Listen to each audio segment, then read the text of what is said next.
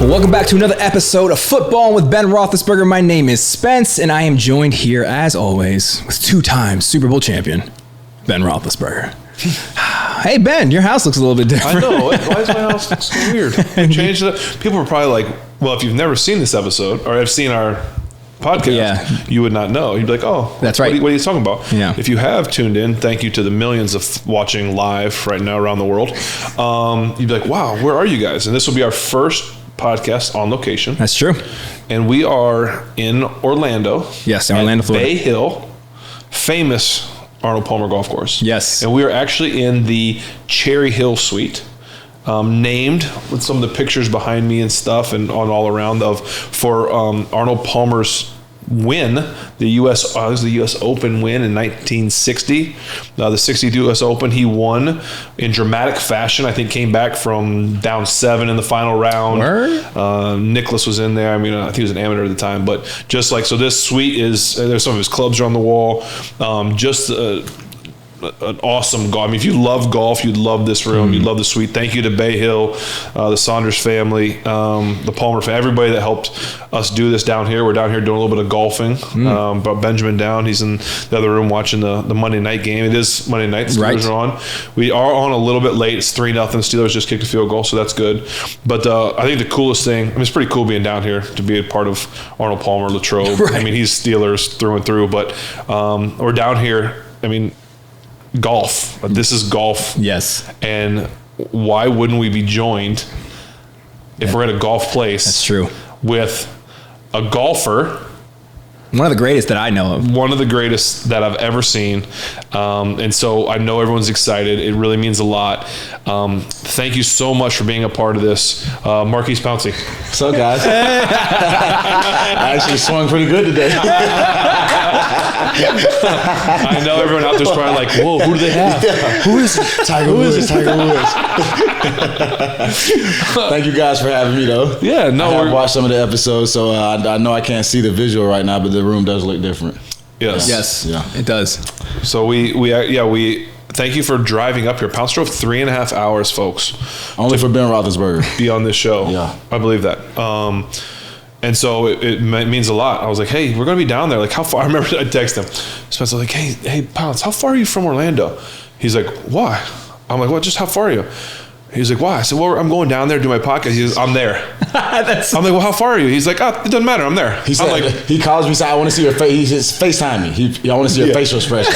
I said, bro, I'll never tell you no, bro. I'm coming. And he did. But we appreciate it. We get to actually watch the Monday night game together. Yeah, absolutely. Talk about this. Talk some stories. They're gonna love this. All kinds of fun stuff. And but that's love right there, man. That's what you call, ladies and gentlemen, a real one. He is a real Marquise Pouncey, I do a lot of things with Ben Roethlisberger. Trust me. Oh my God. So we're very honored. Do you know though, Pounce? We have a lot. Like we have a lot of people request. Okay. Like people to come on the show. Oh, yeah. And wouldn't you say he was like top 3 easily? Oh, easily top 3. Easily. People get pounced on. So there's some lot of good people to watch. Still a lot of first play for the Colts almost intercepted. It was batted back, and I bet TJ would have caught it. Look at Cam. Matt Ryan's back starting. I can't believe it. I mean, I can't believe it. Like he's almost as old as me. Matt. Yeah. He's almost as old as me. Well, I didn't take that as a shot. No. In the hands. So yeah, this is the Colts' first drive. Steelers went down the field, good looking drive, holding penalty. This is going to be great watching this with the lineman because he'll be able to comment. Never a holding penalty, never holding. Like linemen don't hold, bro. They replayed it. He's like, got beat inside. Now it's like, what? Come on, Pounce, get off my feet. Oh, okay, good rush. Oh, they intercepted it. Wow, bro, you give them 2 opportunities back to back. Start. Minka. Oh, that lady's not happy. I love when they show the fans. What a great shot, dude. No, that's the. Oh, that's my boy. St. Pierre, right? Yeah, St. Pierre. I call him Sniper though. He from Broward County. Yeah, Sniper, bro. You know. Let's see. Here it goes. That's he works hard too, man. He's a good kid, man. God, yes, he's a good dude, man. I thought he did some. He get it. I think he only played on special teams when you was there. Wow. But he intercepted me in a training camp situation, and I went up to him and said, "Hey, I'm gonna let you know, like that was a great play. Yeah. Like it was like we did like a 2-minute drive or something. He 2 minutes appreciate that too. He's one of the kids takes in all the advice. It was like a play where I tried to throw like a back shoulder, and he happened to look back and he like put a hand up and batted it up in the air and then caught it himself. And I was like, I couldn't do anything except say like, okay, Coach Tomlin gonna keep him here. like good play. Ooh, Oh, flippy for one. That's Cody White, isn't it? Yeah, Cody. See you getting some play. But anyway, this will be fun. I'm glad to have you here. We can talk a little bit of. Yeah, Cam Sutton. Cam just got put on his butt right there. Cam Sutton. Y'all seen that? He got pushed back. Yeah, I like Cam too. That's my guy. I always knew Cam Sutton was gonna be a great player. I called it. Really? I really did call that. Was he your day one? He couldn't be my day one. He was too high of a draft pick. He was third round. Oh. Yeah, you can only do like. Can you explain to everybody what a day one is? Day one is one of the younger guys that you pick and you see a lot of great qualities in them, and you kind of take them underneath their wing. And I usually pick the best day ones. Usually a lot of my guys stay on the team a lot longer than So basically, what you're saying is, as a veteran guy, you guys pick a young guy and say, but he can't be a top 3 pick, a top three rounds? Yeah. Because that's obvious, like they're going to make it. Yeah. So these guys would argue, Spence, about like, that's my day one. No, it's my day one. No, it's my day one. So basically, it's like from day one, I knew he was going to be great, is what they're saying. Yes, good for you. Right? Isn't that basically what it is? I called Rosie Nix too. That was another one. Okay. Rosie Nix was my day one. Ben Roethlisberger was my day one. Pouncey was my day one. Kenny, a little scramble. See, he can do this really well. Yeah, he does. He runs really well. Does he remind you of anyone? I mean, I don't think I could even run that good when I was younger. Nah, I seen some. Yeah, Not quite. I do have a 40-yarder. You do. I do. You. Just saying. Look at my lineman right here. I play with some of these guys, man. Look at Dotson. Is that good? Good pass off right there? That's Strong? Good. That's good. Helping Passes to the out the center. I love that. That was really good, Dotson. Did you see the is that look at the D lineman. They always call for holding. Every time they make a play, yeah. But that's what I was going to say. When he throws his hands up, how often are they actually really holding? You guys hold probably every play, right? A little bit. Ben, I keep telling you this. We get paid to hold. All right, here we go. So it's 1st and 10, 7 minutes to go in the first quarter, and the Steelers just got sacked. So they're going to run this back, and I want you to break down what happened. I'm sure you're going to say the quarterback held the ball 100% too long. Held the ball. Obviously, he didn't step up at the right moment. Step up! All right, let's see right here. All right, Dan Moore gave up some pressure right there in the pocket. Got too soft? Yeah, too soft. And then it kind of panics the quarterback whenever he sees him. He kind of doesn't really see him, but he feels it more than anything. It just kind of panics the quarterback. But Dan gave up too much pressure right there. Just kind of got on, got on his back heels too much, and some of them guys, man, we're already kicking back. I hate to say this, and it kind of sounds like we're complaining, but we're already kicking backwards. Yeah, so basically as a lineman, you're going backwards a little bit, but then you have to learn to stop at some point, and they're pushing at you. And that's why you got to have good linemen, because you got to learn how to anchor down. It's a hard thing to learn, but that's a good tackle by corner. Come on, Nige, you a first round. Come on now. First rounders don't get tackled that easy. Gilmore's pretty good, though. Nah, he is. I like Gilmore. All right, 3rd and 12. South Carolina player. What play call do you want here as a center?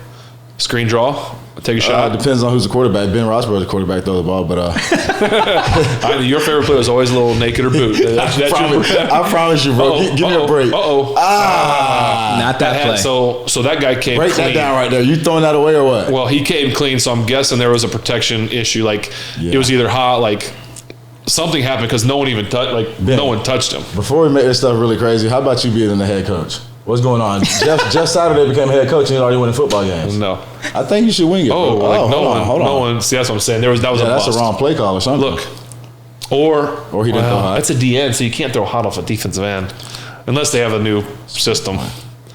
Anyway, I don't know. It's their first blitz of the game. Pick it up. Matt, we're not blaming you right there, Matt. Don't. I promise you, that was one of the running back. You see, that's the one thing about Pounce. Pounce would make me right a lot. I know we talked about. We almost made a great play, Cody. Awesome right there. We talked about that when I had Heath on, because we got the Godfather on the show, which was cool. That's awesome. He's the best. People never understand. You have to be around him to see how truly greatness he was and how much he approached the day-to-day stuff. And he didn't have to say anything. He just led people by example. It was unreal.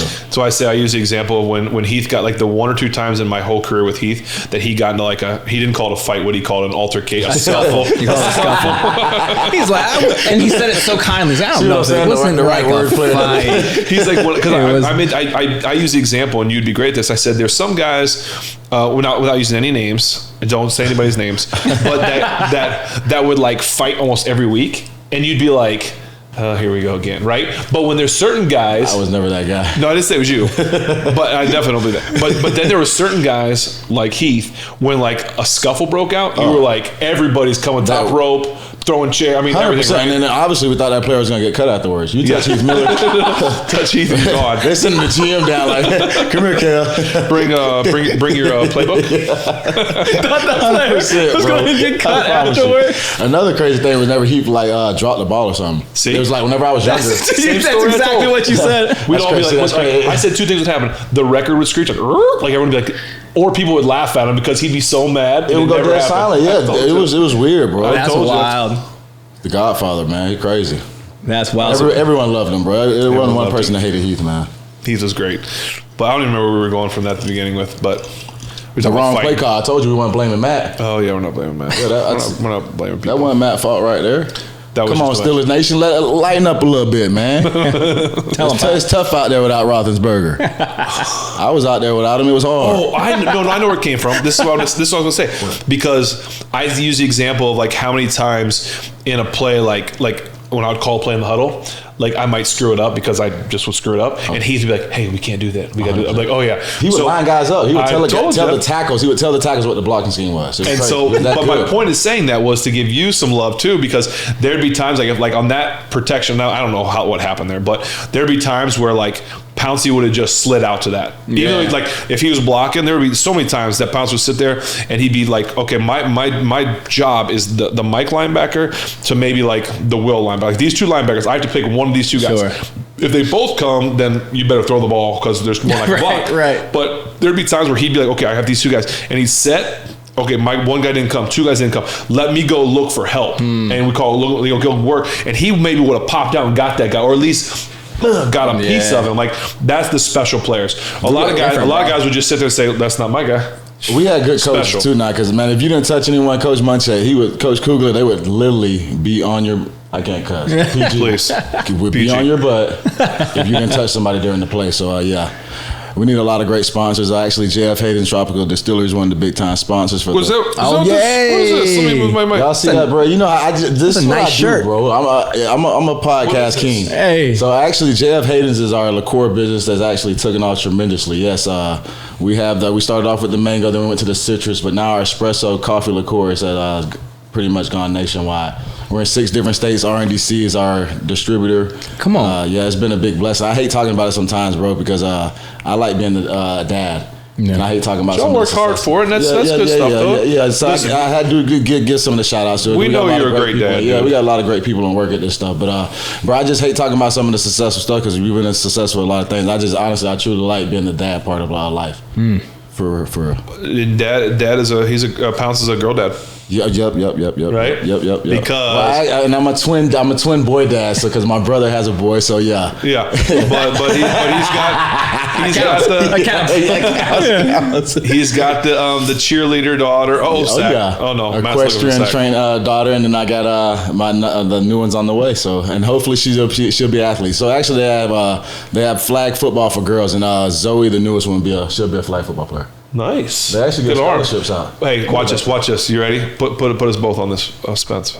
I'm gonna ask Pounce a question. We have not, and have we talked about, like, anything about quarter? You have to trust me, fans, when I say that this is not keyed up, this is not queued up, this is not production meeting up. I'm scared right now. But I'm gonna see. I should write it down. Okay, I'm gonna put it on my phone right here. I'm gonna make a little note. Okay, I'm going to make a little note. I'm going to ask Pouncey a question about quarterbacking. Okay, and when I ask him this question, I'm going to see if he ever learned anything. Hold on, ready? Hey, this dude, though, right here, what is that, Sims? He's fast, isn't he? Bro. He gets upfield. I like that. Bro. That's good. That's good punt returners and kick returners. When you put that foot in the ground, I'm not going to touch my phone until I pick it up. Oh yeah, Pounce. When I was teaching you how to throw. Oh, I already know. What's the one thing? What's the one thing we do after we release the ball? A quarter in the pocket. I already taught my little nephew this, and trust me, when he throws that football, ladies and gentlemen, it says take the quarter out of the pocket. There it is. Quarter in the pocket. Take the quarter out of the pocket. I'm telling you right now. I told you. But that's what made me the backup quarterback on the team, honestly, and it made us. No, I'm not BSing about it. Bro. It made the team hard to draft quarterbacks because, bro, I was that good. I always thought he was the backup quarterback. For real, bro. I've heard stories about crossbar competitions. Yeah, he told you about that. Yes, he used to owe me $1.3 million. Yeah, I would lie. But hey, listen, the times that I did hit, it did feel like I won. It was awesome. Go ahead. What's the furthest you've hit the crossbar from? Probably what 35 I was gonna say yards. probably 40. Pounce had a couple. I had some good ones. We only did it at training camp, right? Just to like before practice started. Explain what I mean by Todd, that. Remember Todd tried to take our game, Todd Haley? Todd tried to take over our game. I had to bring this up because I think Todd loved me and Big Ben. He had like an admiration. Todd, I like Todd. I was close to Todd, but Todd, he seen me. He just wanted to be a part of. Yeah, the he game. wanted Ben's. He wanted Ben's. He wanted his game, bro. So we let him get it during the season. But He just wanted to beat me in a throwing competition. I know Todd's gonna be listening to this because Todd's coaching high school football right now. So I had to say that. Actually, I talked to Todd before the season, and he would throw. He does his Dan Marino throw. Bro, he wanted me to get on, and I say, Todd, bro, it's Sunday, bro. I've been drinking, bro. You know I might say something bad. Ben's not in here. It's Monday, guys, and I drove here, so yeah, we have it iced tea. So what happened was before training camp practices, we'd go out a little bit early, like 10, 15 minutes early. Oh yeah. And you do a little walkthrough, but before the. Bro, are you kidding me? They got our podcast on the ESPN. Bro, turn this around right now, bro. I get. So we're sitting here, ladies and gentlemen. ESPN's our sponsor tonight, y'all. Did we get ESPN? Yeah, hold on, ESPN. We might not have given you permission. Hold on. Yeah. We're about to own ESPN. On this. We're about to own ESPN. I'm trying to figure out whether or not I get permission to ESPN. That's about to get permission. So for those of you, you guys will see it as the what were you saying? Coming out of commercial break. I don't know. We're talking about Kenny. No, we couldn't hear. We don't have the sound. Oh no, we did. I think we did give you permission. Yeah. Bro, how unique was that? Was genuine right there, bro. Are you kidding me? I was out here BS about Tropical Distillers being a sponsor, and y'all, ESPN's a sponsor tonight, y'all. We're going crazy. Dude, that was some Inception noise. Money's out the roof right now. That's crazy. So so when they come back out of commercial break, right before the Steelers, I'm trying to give you a time reference of what's going on. Okay, it's 3 minutes to go in the first. So after the Steelers, after the Colts punt, they're going to come out of commercial, and we're talking, and they show me in the Footballin podcast. Yes, I'm getting texted about it right now. Are you really? Yeah. Oh yeah. This is crazy. The money's flowing, y'all. Cash app us. Unbelievable. Hey, our Venmo is in the description. Yeah. Wow, we've made it. This is awesome. Hey, bro. we're done. Yeah. We're done. That's You all see we what wanted. happens when a golfer comes into town, y'all? This is real. See, this is where you need to pounce. I will say this: we got $0 from that, so maybe we keep going just a little. Bro, that's crazy. That was unbelievable. I can't believe that. That's unreal. That was crazy. You was probably saying something bad right there too. Probably talking bad about you somebody. be making a lot of headliners, bro. There's a lot of headliners. We have the sound off, by the way. We can't hear what was said. We're not really sure. We saw me. We're like, we're celebrating. It could be all negative. It could be awful. It could have been awful. We're about to get canceled. Yeah. This guy's out here talking. All right, I had to tell this story. Yeah. Okay. So there was the crossbars, the uprights for the field goal. So Pounce and I would start at the goal line. Oh yeah. Right, or the 5 yard. I forget 5 yard line. Yep. And we each would throw a ball. I'd throw one, he'd throw one, or he'd throw first. And if you hit the crossbar, you got to move back 5 yards. If you missed the crossbar, then you stayed there until you hit it. Yep. And you just alternated throws. Can he drop him back to pass going deep? Ooh, overshot him. A little windy. It was windy out there, guys. It's windy inside. Yeah. Are we inside? Hey, yeah, I'm a jokester, man. Listen, do not take anything I say personal, players. I love all you guys. We need to make it known, everybody listening. I am what I say, crazy. The people's opinions expressed on this are their own. Yes, exactly.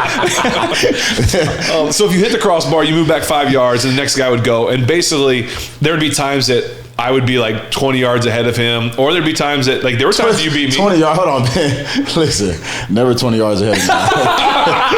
We're not going to get like that now. That must have been one of them days I wasn't practicing. And so we would do it, and the fans would go nuts, and Pounce would play into the crowd. Every time he hit, when he was beating me, there'd be days I'd let him win. I was a fan favorite, bro.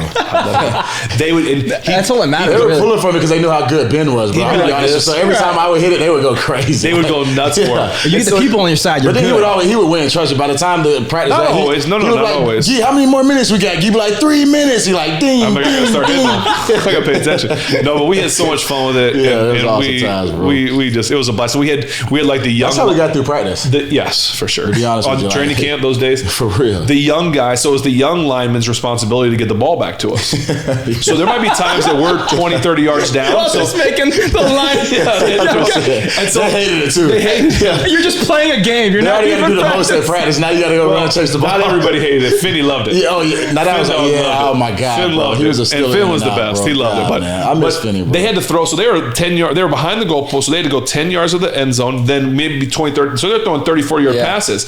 Anchor had a good arm. Matt Finney. Not Finney. Filer. You said I'm thinking of Finn. I know. Matt Filer. Like, he's but playing good out there. they'd be throwing it. Yeah. And sometimes, like, say I was winning, like I was like 5 or 10 yards beyond Pounce. So he had one more to go. Don't get pushy on the podcast, man. So say he had like one more to go, but like say like Guy would be like, 1 minute. So he's like, I gotta go. So the lineman would be like trying to throw it, and it would like go like halfway there, and he'd be like, come on, throw the ball. It's like, what are you doing? He'd be It's so like a mad. knockout when they throw the ball back and goes over your head. He was always on Ben's side too. I hated it too because Ben was my guy, bro. I mean, he was my guy, bro. He was my weight room guy, bro. Y'all know Guy's the best. bro. He's the best. All right, it's the end of the first quarter. I'm gonna go check on. Are you gonna get us a beer? Are we gonna get beers or not? Yes, we do. Okay. I'm gonna go check on Benjamin real quick. Yeah.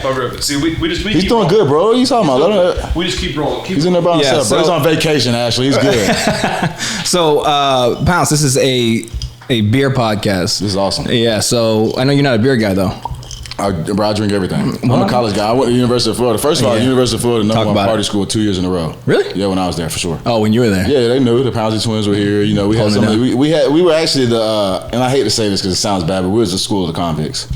Yeah, we had a lot of arrests that year. That's how. I mean, honestly, I thought we was in the area where if you didn't get arrested, you wasn't winning championship. Did you guys have that on a shirt? Yeah, that's probably gonna be in the Netflix show coming up here soon.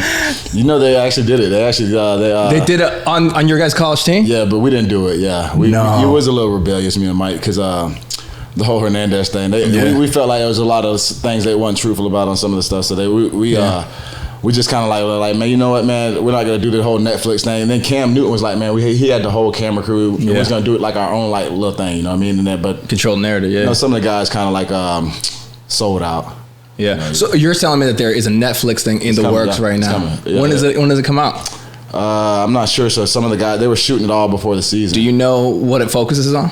So it's really our time there. I don't know the stories because they wanted us to do it so bad, and we canceled on them like 3 times. We're like, man, I just couldn't fathom just doing it. You know what I mean? I mean, that's a legendary. I mean, at some point in time tonight, especially when Ben gets back, like I'd love to get into 100%. That because I mean that's a legendary it was great. College team, great, bro. I mean, the guys we had too, bro. Like, I mean, some of it goes overshadowed because like some of the great players that we had to go in the first round. But like, man, a lot of the guys like Riley Cooper, Jermaine Cunningham, even Hernandez. Like, bro, Hernandez changed. And I know some of like the bad publicity he gets because of what happened, the situations that happened. But like, he changed the game in the form with like the whole tight end thing. Sure. Like there was no 2 tight end sets before. Sure. He kind of did that. You know what I mean? Yeah. So I go in there to check on him, Benjamin. He's not watching the game anymore. No, he is. He goes, the podcast. You guys want to Hey, before we start this, did you have it? I got it teared up. Before we do it, even on the road. Hey, my man got Crocs with socks. Crocs with socks. How you feel about that, Pounce? Bro, my kids love Crocs, and they we want Crocs to sponsor us. They won't do it. What? Hey, we're on ESPN now, though. Yeah, we're on ESPN. We might. Crocs.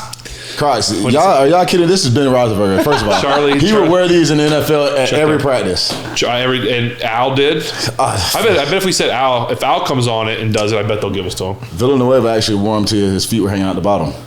Where? Yeah, it was like a Christmas present. DeCastro every year would buy him Crocs for Christmas because he would wear them until his feet snow on the ground, wearing Crocs. See, that's what I'm trying to get. My kids are in love with them, bro. They do all the inserts, bro. I'm in where we was just at. What's that? The Lids Liquid store in the mall. Yeah, I had to go to the kids one because they wanted these certain ones, like the Lucky Charms and all this. They do the pendants and stuff like that. Yes, bro. They're crazy about it. Yeah. So, did you break it down to like kind of what happens? Like what we tried to, and then we were talking about some things that were way more interesting. Yeah. Then we went to talking about like his college and and then a little bit of like. Are we editing that out of the show? No, it was some really good insight. Yeah. Because that's what I was telling him that Netflix came and. Wow, he made that. That's like how I would beat you in the game. I'd ricochet it off the upright. I'd ricochet it off the thing and beat you. I won 1 or 2 times. Let's be serious. You did. I'll give you that. Remember the time though, real talk. This was my biggest moment in the NFL, and it wasn't even a game. It was in Latrobe. Yeah, shout out to Arnold Palmer because I think I had an Arnold Palmer. Latrobe. Yeah, I had an Arnold Palmer after that. Yeah. But Coach Tomlin, they wanted to bust us in, bro. I don't know if you remember. It was supposed to rain that day. It was supposed to thunder and everything, and they wanted to bust us all the way to back to the Southside facility, the indoor facility. And Coach, and all the guys like, man, come on, Pound, like make a bet with Coach Tomlin, like, go talk to him. And I already pulled every string I can with Ben, like, man, go talk to Coach Tomlin. All right, he ain't going for it. Yeah. So I like, Coach, like, just let me, let's make a bet. If I throw this ball and I hit the crossbar, we go in there, put on our pads right now, and go out to practice. He's like, all right, throw the ball. And I promise you, bro, I threw that ball, and I hit it. And I'm telling you right now, bro, like, more than anything, like the trainers, like you should have seen how excited the coaching staff was. It was our worst practice ever. I ain't gonna lie to you, we probably didn't block nobody that whole practice, but and the craziest part, it didn't even rain that one time that whole day. I was like, y'all are really gonna bust us all the way to the south side and it didn't rain? Like, it's crazy. Yeah, that was my biggest moment right there. Well, hold on, Nigel, what's going on, Nigel? That's Doc Look at Bradley. Bradley want to be on TV. John Norway trying to get some airtime. Bradley loves this moment, bro. They he's fine. They just want to get the airtime. Whoa, you can't try it yet. Oh yeah, hold off on that. You can't put something. I went to the University of Florida. You can't put something in my hand and expect me not to drink it. That's all. That one's on us. Yeah, this is the University of Florida, right, bro. So the whole premise of the show is we sample beers. Okay. All right. So you've done a wine tasting. You own a winery. Of course, you've done a wine tasting. Sandusky, Ohio. Exactly. Ireland's Winery. If anybody's checking, check it out. Great product. And if it's anything like anything else you do, it's going to be wildly successful. Our distillery is way bigger. Yeah, I hate to say it. And I love our winery. It does well too. But yeah, let's talk about this beer. Yeah. So maybe you can school us on this. So basically, we do it like a wine tasting.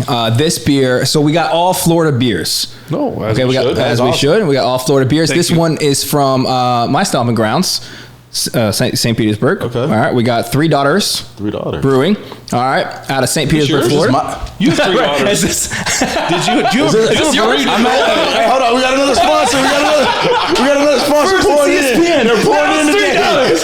Wow. They're just pouring in today, bro. 3 daughters. Yeah, 3 daughters. I thought it was fitting. And this is a key lime apple cider. Oh, okay. It's like this. 5.5% alcohol. There's no IBU. 5.5. Yes, and it says an apple and a key lime meet up at a beach bar. The sublime key lime gives the crisp apple a little kick. Try this surprisingly mellow mix to get the punchline. Well, to my company. Right.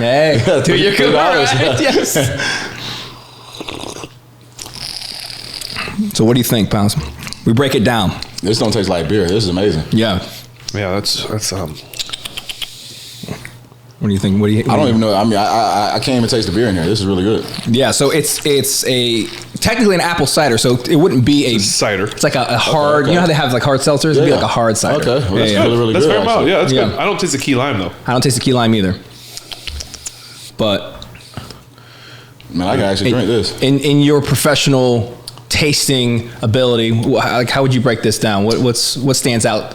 So I always tell people, since this is our second year in this thing, and it's crazy, but you kind of like go with the flow with the things you like, but man, just try everything. I always tell people, man, open up your taste and try different things, man. You never know what you'll end up liking and what it'll flow into your heart, your taste bugs. Center Jeff down. Saturday. Look at Saturday coaching. The center got hurt. Oh, that's Kelly, man. I like Kelly, man. Now you bring a new center in. Well, you never had to do that, right? Did you ever back up? Did you ever? Your first year? Yeah, when I was in there with Mason. What? What does that have to do with who are you backing up? Oh, I thought you were saying I'll play with the backup. Yeah, no. No. Were you ever the backup center? Oh, heck no. Were you ever the backup quarterback? Yeah, one time when Landry Jones was a starter and I played Cleveland at home. You was the emergency because you already had a previous injury? Yeah. And he got hurt early and I came in and threw 3 touchdowns and won the game. But,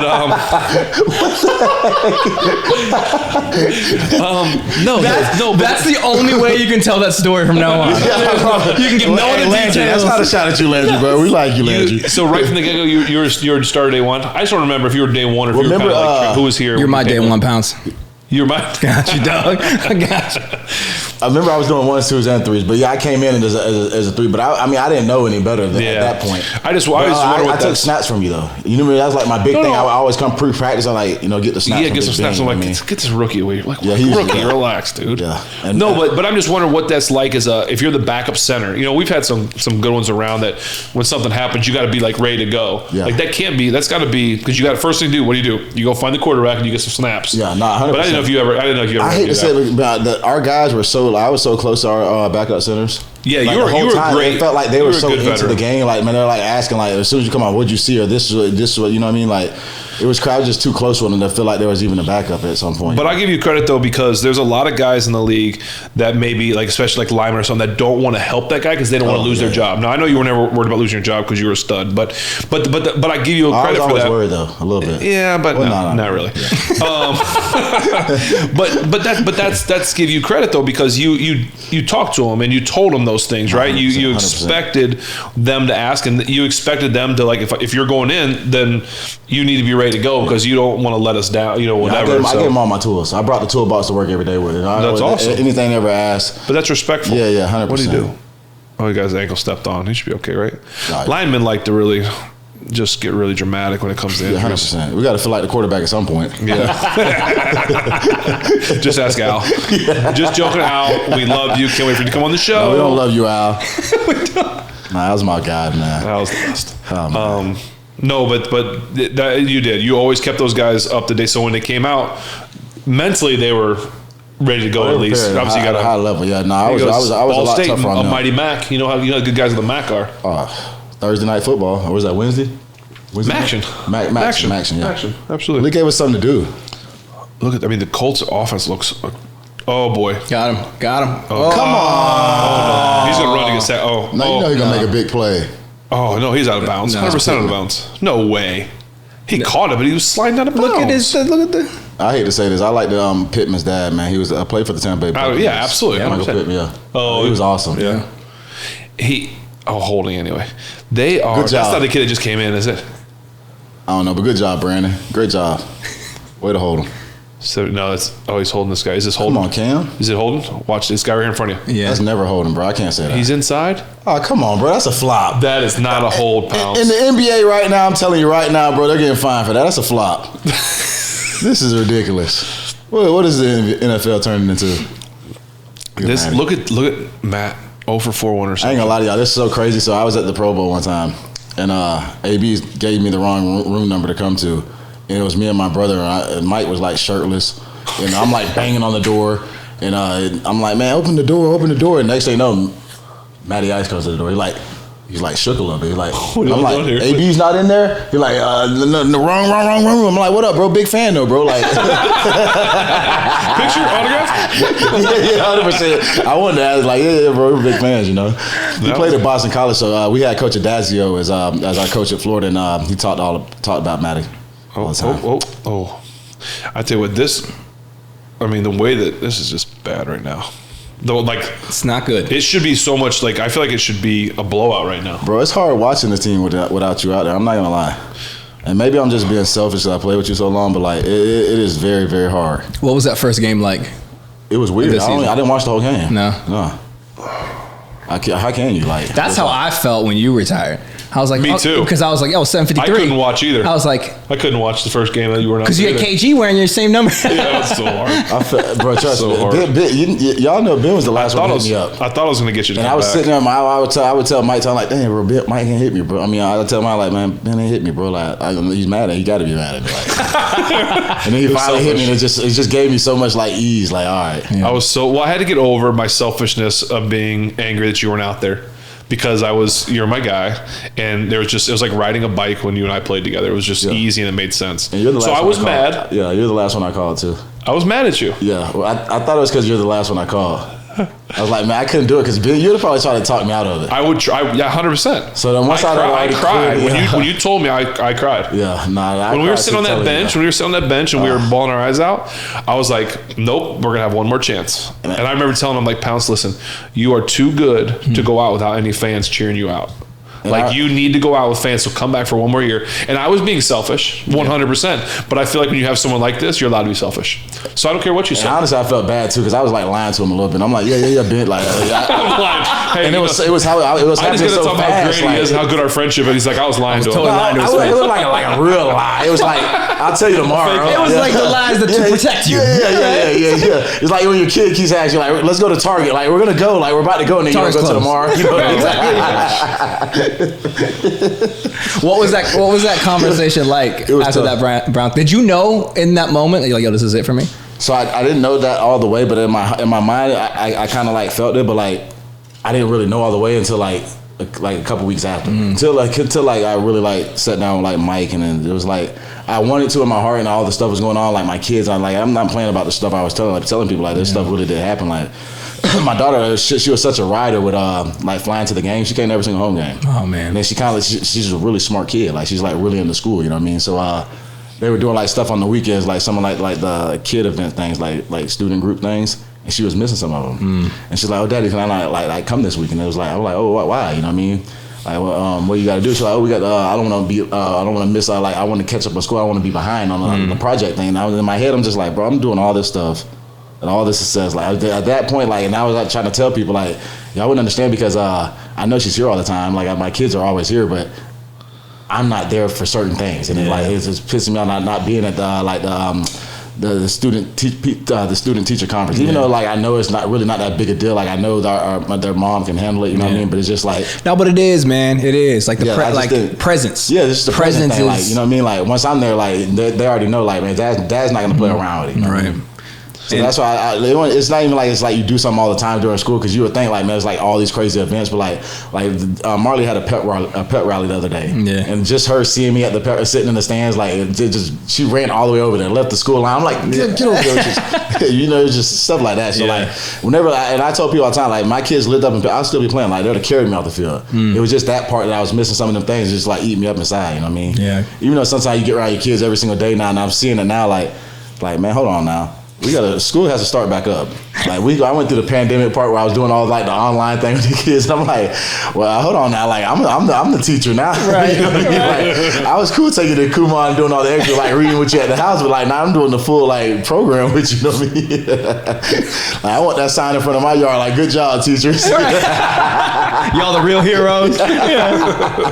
That's amazing. I didn't want to interrupt you, Pounce, but Jordan Pickens just made a great catch. Bro, how funny down the sideline. His picture draft day. Oh yeah, I don't know. Oh, he's staring at the TV. I'm like, all right, he's gonna be a good player. you can tell from there. They took a shot down the field, and he got away with a little bitty push off, but not enough to call anything. He got good separation too. He looks like he's fast. It was a great catch, and the DB went through his hands to break it up, and he hung on to it. Do you see a little bit of Martavius in him? The way you can run, jump. I haven't seen him in person enough. Yeah. You know what I'm saying? He's got great body control for a big guy. Yeah. Great body control, which is, usually small guys have that. Mm-hmm. Like he's got some real talent and real potential. I know you loved Tay a lot when he was there. You was always coaching him. Oh, yeah. I do like Deontay. I think Deontay's a great football player. Yeah. I don't think people can really guard him when he puts his foot in the ground. Very quiet player too. Real quiet. They came out in this game and threw a couple of them to him early. That's one of the things I've said. That I love Benny Snell too. Benny Snell straightforward. Yep. No messing around. No side to side. That's why Coach puts him on 3rd and short. I'm like, no sunglasses tonight for Coach D. Yeah, he's inside. Well, the win.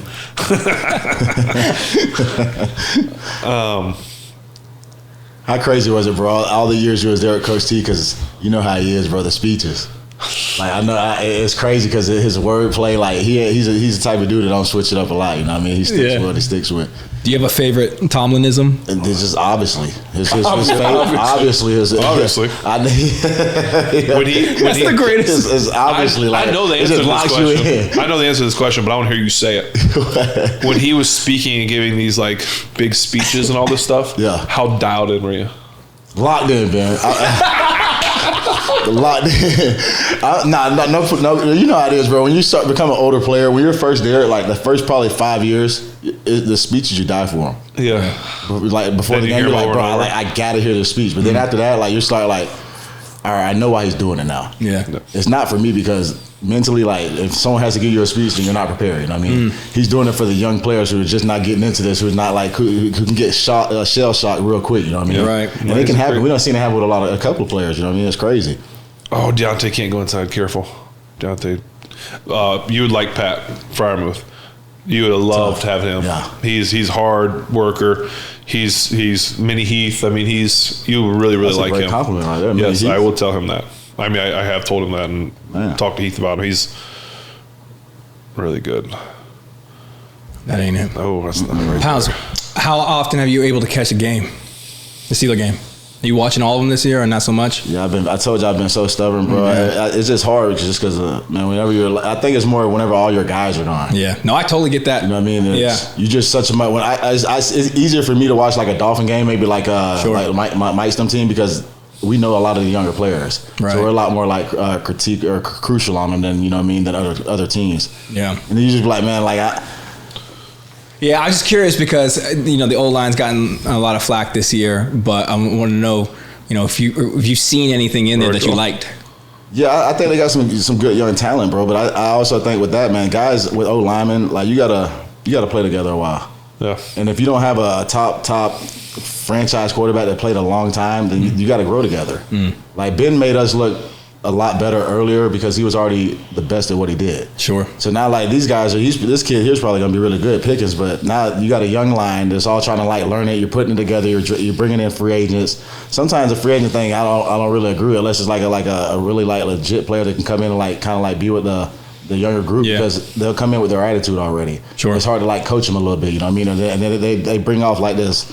Like aroma that passes it down to like the other linemen, and the other linemen start acting that way, and it's just kind of breaks apart the team a little bit. But yeah, I just think that you got to mold them together a little bit longer, and then you got to have a good old line coach, like, and they're hard to come by. Yeah, like when Mike Munchak, and I tell people this all the time. Kugler was awesome, really really great coach, and he had us blocking really well in his scheme, and he did a great job of coaching. But Mike Munchak was elite. Yeah, he came there and obviously it made Ben play a little bit longer, right? That's a good drive. The Steelers just put together like an 80-yard drive. That's a good drive. That's a statement drive. It's 12-0. 92. Yeah, that's a good drive. Shout out to Matt Canada. Give Matt some love. It's a good drive. Looking for the camera. I'm sorry. I'm not laughing. at the shout out to Matt Canada. Matt been taking it this year, bro. I seen Matt at the hotel, bro. I felt bad for Matt, bro. Matt, great dude, bro. I mean, that's a good drive. Fans got to blame. Fans always got to blame someone, right? They always got to blame someone. I'm blaming Matt too. Ben left, man. Forget it, Matt. It's your fault, man. It's 12-0 right now, but it's still your fault. Right. I have a fan question that I got. We have some fan questions right in. So the first fan question comes from Mike Dowling 1234. That's good. And it says he wants to know who was the biggest crap talker on the Steelers and/or any opponent that you faced. So the biggest one younger in my career was Ryan Clark for sure. Like he talked crap at practice. He talked crap to everybody in the game, even the reporters. Yeah. Okay. And then probably after that, next was oh my gosh. Anybody on the opposing team that you can think of off the top of your head? Yeah, they're thinking right now. Just if you think of it while we're sitting here. We do have a plethora of fan questions that we can get to throughout the course of this evening. We let all of our followers on Instagram know that you're coming on tonight. I gotta think of a good crap talker. Who's a bigger crap talker, you or your brother? Oh, Mike. 1,000%. Is he? He's one of those guys. 1,000%. Mike's gonna let you know it every game. Really? I think it's more of the team thing too. It's probably down here on the Dolphins. Yeah. You know how it is. Here's what Richie Incognito. Yeah. Mike was part of the bullying scandal, which it was all lies, guys. It was all lies. Mike's not a bully. What would have happened if you and Mike would have been on the same, like, if he would have come to the Steelers? Oh my gosh! Would you guys have been the most? Oh, I know I would have loved it. Would have been your bodyguards, huh? Would have been the most dominant thing ever, or would you guys have been like fight? Would you guys be fighting on the line? Like, Mike, I told you to do this. No. None of that. No. We might argue off the field or something, but when we play, we think the same. Yeah. Trust me, I would have loved it. If he misses a block or something, like I feel his pain. You know what I mean? Yeah. It's that type of way. But you would have loved it. Oh, I know I would have. Ben was already like 2 pounds. Oh my gosh, bro! Not 1, but 2. Of course, I would have loved it. People hated our relationship on the team, honestly. The other lineman, they was a little jealous. Ramon, I know you're jealous, Moan. Moan. Ow. Yeah, well, that's okay. Well, we'll think if Castro, you didn't text us back either, bro. If you're watching this, yeah, Dave. What the There's heck, no bro? chance Dave's watching this. All right, yeah. It is on ESPN I'll send it to you. I'll send it. Yeah, it was on here. We got a new sponsor, Dave. I'm milking that for all it's worth. If you think of the biggest crap talker, I'd be interested to know. Do you know? Well, as you're going, who is that guy that I know? I have to ask this the right way because I know you're not saying you're ever scared to block anybody because you're never scared of anything. Yeah. But who is the guy that you're getting ready to go? We got on the schedule. I'm playing so and so. All right, it's going to be a battle today. Hello to Nada. That's what I thought you were going to say. Yeah. Just because he was so big. Yeah. And like, not to sound crazy, but like I think he had like all the tools. He could pass rush. He could run block. Obviously. Really, really well. He could take on the double teams really good. So it's hard to get off him because he was one of them guys that can like hold on to you really well. So I'm pretty sure his linebackers loved him. But and then I respect him so much too because he was a player who didn't talk crap. Yeah, he literally came there. He came there, did his job at a very high level, and he just walked off the field. Really? Yeah. Yeah, a lot of respect for that. I agree. He broke my nose. I respect that. Was I blocking him that play? Didn't look like anybody was blocking that play. I always wondered, if you had like a true nose, or you're playing a 3-4. Mm-hmm. I mean, you got help from the guards a little bit, right? Yeah, but if it's like a 5 down, right? There's 5 down. You got one guy on one. It's 1-on-1 all the way across the board. Oh, yeah. It's just like you don't want to be the guy that messes up the one, right? No. Like, don't be the guy. You're going to notice it immediately. Come on, Pounce. But Ben was always yelling, step up. Yeah, 100%. I was about to say Ben was really good at that, man. Coming to the play, and I don't think you really know how good you were, like telling everybody what to do. No. And it's very hard to do because every single time you would come out there, you had to tell the whole play. You would tell the receiver, "Hey, look, don't forget this," and then you, "Hey, Pounce, snap first." Yeah, trying to remind you. It was crazy. Like, I'm like, man, how the heck? Pounce and I had some special things. Oh yeah. Yeah. Oh yeah. Snap it! I'm throwing up on the ball. Purple. Oh my gosh! Purple was our secret code word that nobody knew about except for Pounce. So if I ever called purple, Pounce was going to snap it. And no, there was no cadence, no nothing. He was just going to snap it. And we were going to run quarterback sneak. It worked. Yeah, it did. No one knew. It was like no one knew. All the other linemen just standing there. What are y'all doing? Wait, you're saying no one knew? Like about your teammates didn't know. No one knew. I love just Pounce and I. Crazy, it worked too, man. Ben was the guru. Just Pounce and I. Unreal. What about the youngest player? Who's the youngest guy on the team that you like? On defense wise. Oh, defense?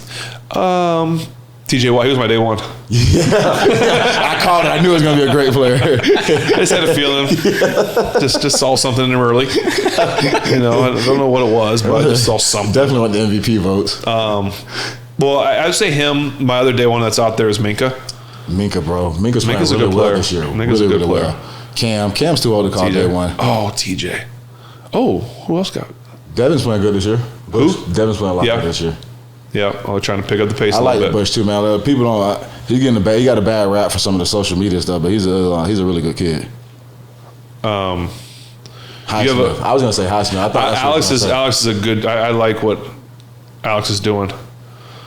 Really good kid. Yeah, he really benefits a lot from obviously having TJ out there because he had to attract that attention. But it's just like anything when you have 2 wide receivers, 2 guys, like you gotta pay attention to that. Did you hear? I know I've told you a story about you. I told my Jeff Saturday story. Bro. Oh yeah. Put it right in.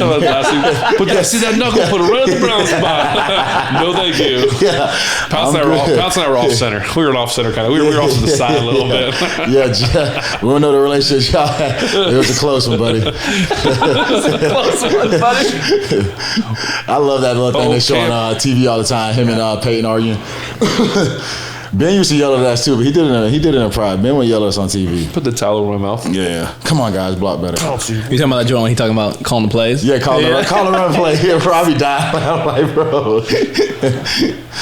Do you have a fan question ready or not really? Mm-hmm. Not yet. I got plenty of them. I would love that. I mean, you were talking about the cohesion. The offensive line has to have in order for you guys to play well. Oh, yeah. D-Dells 23 wants to know, how do you get that cohesion? Like, what do you guys do, whether in practice, off the field, and wants to know if you were ever invited, if Ben was ever invited to the lineman-only dinners. Yes, and I was just about to, I was going to say that. It takes more than just practice. You got to really love them guys. And I think that what we had was so unique, and we was brought down from the guys that was here before, Matt Starch, Willie Colon, Trex, them guys. And we got together on Thursdays. We would have a special dinner together. We'll watch the Thursday night football games, and we'll go over if it was playing really good teams, we'll go over some of the blitzes they would go over. We'll have some of the tips from some of the practices that were going over throughout the week. But it was more just the bonding time. Yeah. And it wasn't necessarily it wasn't football. It was a little bit football, but it was just more that, man, you would do anything for your brother. Yeah. And if you don't have that, like, because sometimes you get so caught up in just practice on a day-to-day, you're there for hours out the day, 10 hours. And some people are like, man, why ain't you there till 12 o'clock at night? Like, bro, what do you mean? I'm already here 12 hours. Like, how long you want me to sleep here too? You know what I mean? But if you don't have that special part that's off the field, because Ben played quarterback, so it's a little bit differently because there's such a small group of them. But as a lineman, all five of them have to play together. Yeah. And if one guy doesn't play well, all of them look terrible. You know what I mean? So I think with them type of groups, and the D-line's probably the same type of way, linebackers, them type of position. But if you don't spend time together, you'll never be a really great group. Mm-hmm. It can't just be at practice. There's no way that can happen. Now, Ben can just show up to practice because, I mean, who is he competing with? You know what I mean? It's not like it's the backup quarterbacks. 12 Hall of Famers out there. The backup quarterbacks every week. I'm saying, but I was the backup. I was the backup quarterback, and I was playing center at the time. I would say this too, and I'll say this from an outsider's perspective to a certain extent. Obviously, I'm a little bit on the inside, but on the outside, linemen are a unique breed. They're a unique group. How so? In a lot of different ways. In ways of, like, if you get a really good group, not everyone's this way because I've run across them, but if you get a really good group, like I've had a couple, like he said, those guys before him, the Willie Colognes, the Maxes, the Treys, the Juices, and then him and Moan and Dave and Al, and they've got stupid inside jokes. Okay, so they're silly together. They're uniquely different together. Ben, them are funny jokes. That's the greatest response ever, dude. They almost have like their own like language in a way. Like it's just a lot of uniquely weird stuff that goes on. Yeah. But they also have so much love. One for each other. Like when he's talking about when you have a good group, it's not just like, okay, these two guys like each other. It's all five, and sometimes it's 6 and 7, right? Like it's the starting five, then the 6 and 7 guys. They're always together. Like they're always eating together. They're always hanging out. They're lifting together. They're meeting together, and they end up having this like unique bond and click and whatever you want to call it, and they have like love for their quarterback usually. You know, like all that stuff. Like it's just a very unique, goofy group. Like they're goofy. It instantly causes beef on the team. Christmas. Now anything that happens to the quarterback, we're overly protective. Right. Anything that happens to any opposite player, we're overly protective. Right. Like it gets crazy real quick. Like they do Christmas thing. They do Christmas, like they do a Secret Santa against the O-line. Just all linemen, Secret Santa. They make the young linemen wear like Santa hats or outfits or dress like up as an elf. We have a Santa elf. Yep. And it's like goofy gifts and fun. Yeah. But it's just, you hear them because their room would be across from the quarterbacks, so we would hear them just giggling, just giggle like little kids. But so a lot of times, like I'd go over and spend time with them. I would go over and spend time with them during that time because it was so special to watch and have fun with. But anyway, that's why I say like it's more than just football. Like because each one of those, all five of those guys, if they are truly together, and sometimes there's one guy that is almost like the outcast because he maybe doesn't have that same love or whatever, and you can see that. But that group always has like such a love for each other that they would do anything for each other. If one lineman got into like a scuffle, all 5 linemen are there. Deal with one, you deal with 5. Yes, yeah. they're not. We They're better not. see you on film at least running over there. That's for sure. Yes. Yeah. So, but anyway, so it's just more than football. It's just that uniqueness that they have, and they'll be boys forever. I mean, him and Al are still hanging out and doing fishing. Which I do have another question about something after. If you, I mean, whatever. Yeah. I don't know if you're done. Did you have something on that? Point? I mean, I got plenty of. Well, let me get to my next question. It scares me. My next question. You say Al and you ask a question. I know this makes us all nervous. This one's from Big Ticket. That's a great thing. He wants to know there's been a recent picture out there of you and Al on a boat fishing. Oh yeah. It's all over everywhere, and he wants to know, did Al lather up his abs with Vaseline and baby oil before the picture was taken? Bro, 1,000%. Al's been getting really weird with this weight loss stuff, bro. Like, he has lost his mind completely, bro. For real. Al thinks he's a receiver. First of all, he came up. He literally, that's the first thing he did when he came to my house. Literally, he pulls up. He said, "Pounce, I know you noticed it." Comes out the shirt. I said, "This is crazy. He's so skinny now. Like he don't got no more track." I said, "What? All he does is run every day." And those now. that didn't know Al, bro, when he would get dressed for games. I'm not flexing. We're like, dude, you can't breathe. You're flexing so hard. 6'10", 330 pounds, and now he's like a twig now, bro. It's crazy, bro. And I say that, and I'm skinny. Yeah, you are very skinny, but you are too, man. No, I still have retirement weight I gotta lose. I told people tonight, like, Actually, not letting you do it. If we stand up next to each other, they think I'm the center, you're the quarterback. I'm gonna start losing my weight. That's a good compliment. As soon as the podcast is over, we're done drinking beer. Look at that. I like watching the Steelers game. Actually, they're up now by 10. It's good. All right, so Steelers are getting. Look at the protection. Yeah, good protection. Right? Good pocket. He got rid of the ball. He didn't hold on to it. 2 seconds. I was about to say, look at the protection. He's holding the ball, but this whole thing's about how fast the ball comes out. Was that your favorite thing? Like the stuff where like balls coming out quick, like screens or something like that. That way you knew you were like, not that you weren't going to block as hard because you were known getting downfield. Yeah, you know like, that was one of your claim to fames early, especially in your career. No, 100%. Like 20 yards downfield, cleaning someone up back when it was legal. Yeah.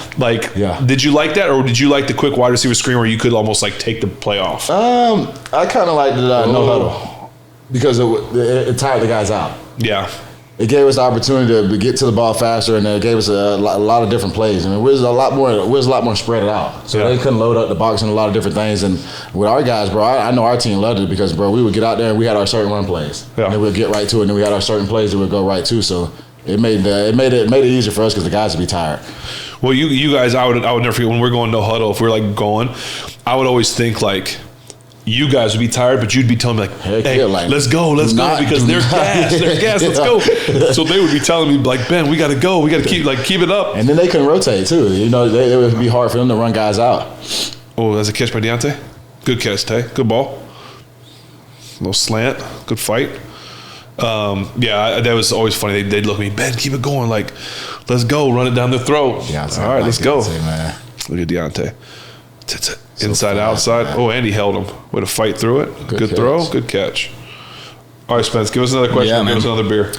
Oh, yeah, we got plenty of both. So, I can't find who asked this question, but I thought it was very interesting when I was looking through them. So I apologize if this is your question. I do not give you credit. But Pounce, they wanted to know, I mean, you spent your entire career playing center for a Hall of Fame quarterback. Oh, yeah. If you could choose any other quarterback, you can't choose Ben, to play center to play center for, who would it be? Tim Tebow. Honestly, it would be Phillip Rivers. Phil Rivers. Yeah, and I say that because my brother played with him. Nah, okay. Yeah, and it makes it an easy pick. Who would your brother pick if he could play for another club? Ben Roethlisberger. might run to play for Big Ben. Trust me.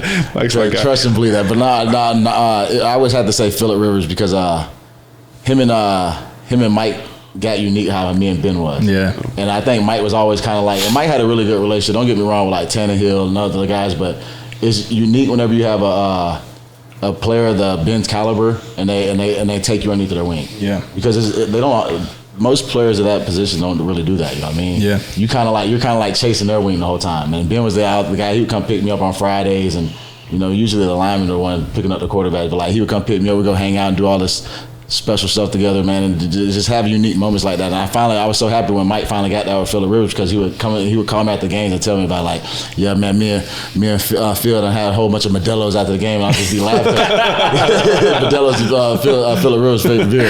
But I'd be laughing, I'd be like, bro, that'd be being Ben, you know what I mean? Like, that's our thing, you know what I'm saying? Like, we'll have a drink or something, you know, or hang out and have our little speeches together. But that's probably the only other player I probably wanted to play with. Does Mike still have the jersey I gave him? 100%.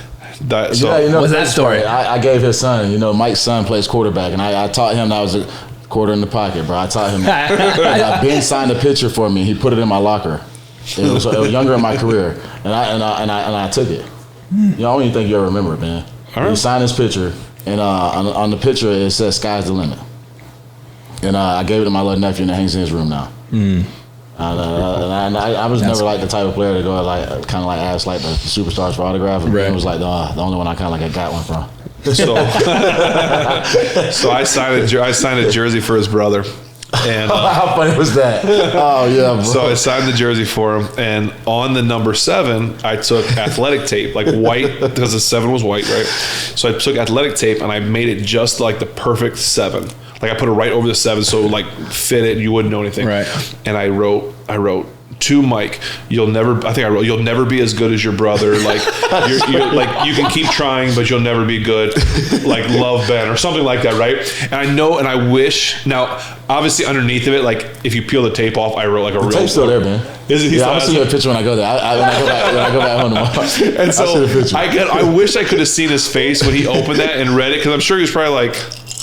He loved it, bro. What? But I put it on top of the 7. It was awesome, bro. Trust me, for Mike to get that, bro, that was so unique. Mike loved it, bro. But loved it, bro. So funny. Yeah, but that was probably the only other player I probably want to play with. Because hell, I mean, after you play with this guy, I mean, and I hate to say it because we had some other good quarterbacks on the team, but like, bro, once you play with like Ben, it was hard to play with Mason them. Yeah. It just truly was, because man, like, bro, there's certain plays that you thought that we would already be making and throwing, like it just didn't come to fruition because we didn't have that type of the play schemes. You know what I mean? Yeah. And Ben was just like, he was so smart. Like, man, we'll be out there. Sometimes Ben be out there, we call our own plays. Yeah. I feel like. That's why, like, man, I even hate saying I could play for another quarterback. It was just too hard because I experienced it playing without a Hall of Fame quarterback. You know, maybe them guys would be Hall of Famers one day. I'm not saying they can't be, but Ben was already a Hall of Famer before I got there. Yeah. So it'd be like, that's why I was funny when hearing the guy at the little dinner thing was just that talking about, this is the one quote I had, Pouncey made, no, Ben made Pouncey later. Like, don't get it twisted now. Yeah, it's good. I feel like the first introduction I got to, because I didn't grow up watching the Steelers, and obviously in college you see you playing for the Gators, but the first introduction I got to you in the league was that play when you back up Mason, right? The whole that fiasco. I tell everybody, bro, I wish it was Ben because it cost me a lot of money. Don't get me wrong, it made me legendary. Like, don't get me wrong, but that was an expensive fight. But, so the rest of my fights in my life didn't cost that much. That's the greatest response. I've been cool paying all that money for Ben. but that's the first time I'm like, okay, first of all, 53, we're buying that jersey tonight. That's who I want. And I remember talking to you about, I was like, yo, Pouncey. He's like, no, that's Pouncey. He's like, Ben has so much respect in the league, though. No one would hit him with a helmet. Oh, for sure. Yeah. But I just remember thinking, I'm like, oh, thank God that wasn't Ben. Right? But it showed me something you touched on earlier. And if it would have been me, Pouncey would have went to jail. I wouldn't have stopped. I would have kept kicking and everything. Sorry, it was the kick who caught me off guard. I was like, hold on, this is a real football game. Like, this ain't practice. Did you like black out? I promise you. I'm telling you, like, when I threw the kick, that's why when you could tell, like, the kick wasn't even like a real kick. Yeah. It was like, hold on, this is real. That's why, like, I jumped back down to punch. I'm like, it was like a soft punch. I'm like, I'm tripping, like, I'm at a game. I can't do this. Yeah. I can't do this. No, I honestly will say that they were so funny afterwards, like walking around in Pittsburgh, like every restaurant I went into, I was like, it was like a Rocky moment. Like, they weren't even saying like, what's up to everyone. I had the fist pump. They're like, and I'm just like, yeah, like. One of us. I'm sitting at the house hating myself. I can't play. I'm gonna get charged all this money. I gotta sit here. Oh my gosh. I do believe it displayed your level of loyalty in spades, and it's something that, again, you just touched on. Heath mentioned it as well when he's talking about the tight end room, and it seemed to be something that in that era of your guys' career, it was something that was extremely important for the team to develop off of the field. Oh, yeah. It was like, hey man, you gotta, and you said this phrase earlier. What else is important is we need to have a 100-yard game rushing. Yeah. And it looks like we ain't. He looks hurt. Yeah, that's not. He had the foot thing all year, right? He looks hurt. He just kind of went off the field. What happened with his foot? Was it broke? Foot earlier in the year, right? He missed some of the practice of the game. I was reading. Yeah. You know, the Steelers don't like to tell any information. Man. I used to get my information from a guy named Ben Roethlisberger. They're so secret about everything in that building. Like, golly, bro, come on. That's amazing. Well, do you feel like that level of developing that bond where you're willing to fight for your brother is being lost on the league among young guys? I think the league is changing, and it was hard for me because when I came in, like it was crazy. It was so like old school. Yeah. And then it changed to like, and it was cool to see the era change. It changed to like the younger, like more dancing around type of stuff, and I was cool with it because I'm hip. You know what I mean? I don't think hip people say hip though, Pounds. Well, I'm hip hop. I'm cool. You know, my kids call me cool. That's a better word. Yeah, if your kids, it's true if your kids say it. Yeah, my kids cool. I'm a cool dad. Yeah, but it was different because for me, I was probably at that one the years of where I could accept it. But I can understand for like an older player, like, whoa, this is like a reality check. You know what I mean? Sure. Like even for like it's kind of like the best way to explain for me to go through like the pandemic year. We had to go there and do all the testing. We couldn't go to meetings all the time. Like it was like a reality. Like whoa, this ain't what I'm used to. You know what I mean? Like you mean to tell me I can't sit in the cafeteria and eat my food? Like it was like crazy. You know what I mean? Like we traveled to the Buffalo Bills one game and like we had to go literally grab like a little lunch tray and go back to our rooms. I'm like, man, this is crazy. You know what I mean?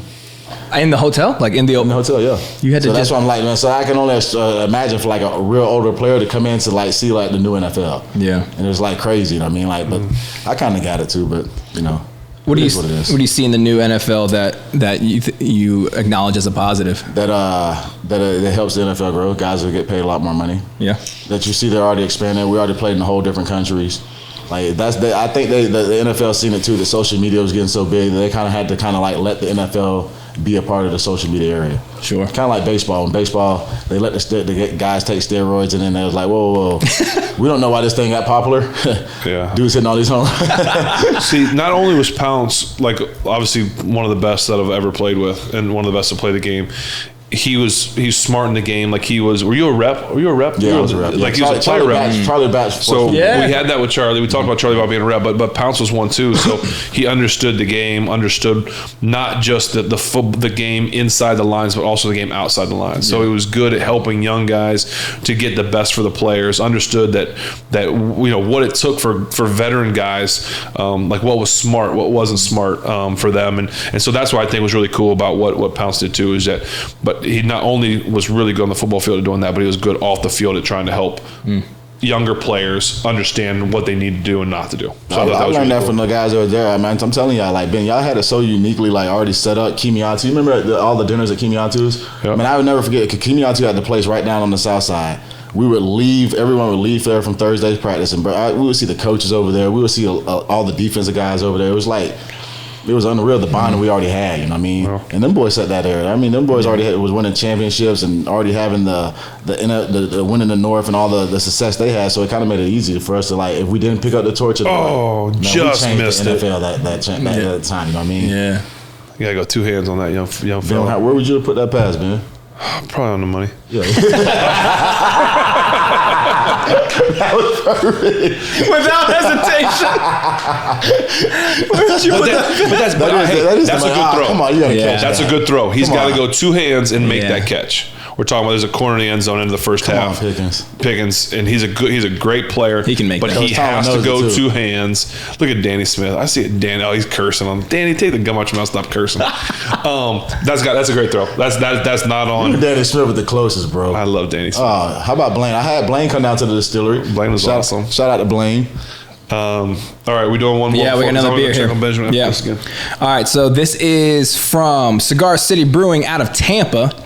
All right, it's called Cosmic Crown. It's a Belgian-style strong golden ale. All right, instead of searching for gold hidden among our galaxy, we've brought galaxy hops to this strong golden-hued Belgian-style ale to add notes of passion fruit and peach to the profile, making the beer out of this world and fit peach for a king. Wow, you are a king. They do good. Cheers. That's the That's a king. description. 9%. Oh, Drink slowly. 9%. Yeah, 9%. Yes. But you had mentioned how we don't have many Belgian ales on this show. And it's because I think they all taste like bubblegum. that doesn't. Come on, man. I mean, a little bit. You can taste the 9. It's good though. It's got a. Yeah, you can. That's Good not as that's bubblegum, but it's not as bubblegummy. I'm not gonna lie. I know there's a lot of ale drinkers out there, and it's probably a great industry. But That's not it for you. That ain't it. Hold on, Pounce. Can you hold your cup up though? You did follow the rules. You drank it all. I drank it all. Yeah. I'm telling y'all, bro. I went to the University of Florida, man. When Yes. you ball, you drink it all. Hey, I get Crocs it. and socks, baby. Crocs and socks. It's the camel joints too. Y'all need me for promo, bro. I can do this, bro. Pounce, you are welcome on every episode of I'm this telling you, podcast. bro. I can do this, bro. This is what I do, man. What do you not bad, think? man. So what would you rate that out of 10? I'm not. Be honest. For be the honest. company, No. We tell the people, listen. a 1. A 1? Okay. So I'll say this. Cigar City makes phenomenal beer. This one for you is not. But you're also not a beer Trust me, drinker. Tampa's close to home. Tampa, I love y'all. I grew up in Ybor City, baby. Y'all know y'all took care of me, man. It's all love, but I don't do well. Okay. So that's a 1. Cigar City, thank you. I didn't mind that. What do you think, Ben, out of I'm 10? giving 5. 5? Yeah, middle of the road, average. I like it. It's not great. IBU's 20. It's not bad. Yeah. It's 5. I'm fine with it. Yeah? I'm fine. I could drink one of those. And then I'm going to sleep. Okay. Yeah, I mean, it's definitely a little nightcap. You couldn't drink a whole one? Yeah, I'm gonna slaughter on Jack Daniels or that Twin P whiskey from the tropical distilleries. So you going to run it? Oh, look how fast that is. Ben, that was you right there. That was me running. Break that down for us, Pounce. Break that down. So you think he's gonna go yard? What do you think he's gonna go 60 plus, and then he goes like 4 He or gets 5? 2 yards his first time he gets down. Pouncey. Have I ever told you about my 80-yard touchdown run? Yeah, Ben, Bob Sanders was chasing you. Remember that? know, we You talked about outran that, Bob right? Sanders. No, you remember that? Yeah. That was in college, everybody. I was 225 pounds. It was Crazy Legs? That was Crazy It was all Legs. Crazy Legs. It's on VHS. I had to You record actually it did off look the fast VHS. right there. I ain't gonna lie to you. Maybe it was the VHS. To the last 20. Yeah. I had to hit the FF. What's the FF mean? FF button? What's that mean? Dang, Matt Ryan 0 for 5. Oh, the Colts look awful. So you must have heard about that story I was telling you. It scared when me and Mike walked up in your room. yeah, his wife must have texted him, honey, he's talking about the story. He just looks. I mean, they look. How many games has he been back? I don't know, because he wasn't starting. No, since Matt came back, or since Saturday became the coach. So this would be his third game back. Oh, He so brought Saturday him brought him back. back? Saturday brought him Oh, back. that's awesome, bro. They've had like no plays inside Steelers territory. That's going to be offensive pass interference. Watch. Shout out to Terrell Austin, Coach Austin. Yeah. I mean, this game, I don't know how many games you watched and we talked about it. Yeah, no. This game they look like a completely different team. Now, I don't know how much of this is on the Colts at how good they are, but they look. Ben. Pounce. Nah. Oh, they go illegal downfield. Come on, Pounce. Stay up. Don't go downfield. I'm not gonna lie to you right there. This looks like a 3-17 against a 4-16. And I love my Steelers, bro. I'm just gonna be real with you, man. We don't rebuild, we reload. We reload the gun, and we just reload right now, man. I hate it for Coach Tomlin. Yeah, it's a reload. Tomlin doesn't reload. He doesn't rebuild. No, he don't rebuild. He reload.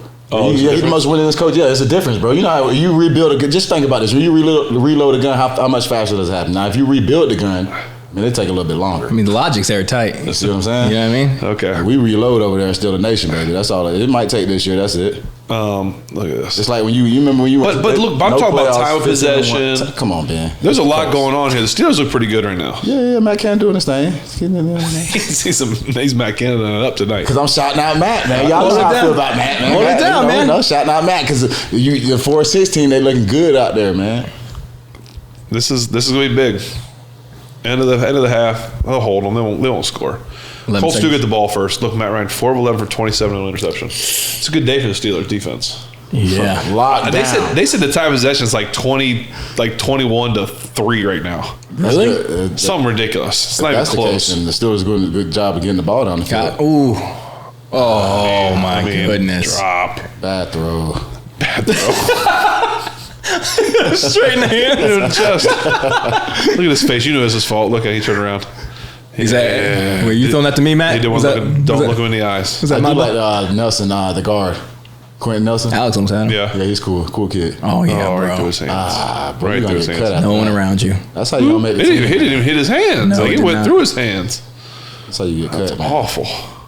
It's not great. Look at the Steelers. Look at Cam. Playing great. 6 seconds left. Is Cam gonna get home? Where's Cam? He's not He's even. nice, Oh, man. on the nose. No snap. Hold on, Cam. Quentin just got you right, though. What did he get him for? No, just Threw him quick down? pass, quick pass, nah. Quick pass. The ball was out. The ball's out. All right, 3 seconds left. Colts attempting a field goal to get to 6 points. What is this, like a 60-yarder? Oh, wow. Must be about 60. Adam Van. A lot of wind. A lot of wind and sun. Who was their kicker back in the day? Vinatieri. Vanderjack. Oh, yeah, Vinatieri was. That's my Vanderjack guy. was before him. Now we've got Chase McLaughlin. Chase Career-long 50. This would be a career-long What for the him. heck? Who the heck is this? He's He the looks old, though. Don't he look like Barry? Jordan Bear? Yeah, Jordan Barry, remember the beard? So Bro, what the heck? He's still playing? He was in Minnesota, right? No, he's not. He's with he just re-signed with golly, he signed with he got cut from Minnesota and he signed with I always thought Jordan was good. I love Jordan. I like bro. Jordan, mate. The I like Steelers mate. are about to bring him back. Really? Yeah, no, Cigar Barry. Come on, they drafted that kid. You know. Let's say Presley. All right, 59. Here it is. Timeout, Mike Tomlin. Yep. Icing. come on, Icing Coach him, T, old don't man. do I see him, this. Mike. With the You ice. want to ice him? Ice. You already winning the game. Thumbs up. Yeah, obviously, How many times did you get that, Pounce? all the time. He used to yell at me. He said, obviously. Obviously, he used to love me. Obviously. Obviously. What about kickers, bro? They had to use the Oh, job. look at 'em. You know one of my favorite, bro. I ain't gonna lie to you, bro. You remember Jeff Reed? Shout out Jeff Reed.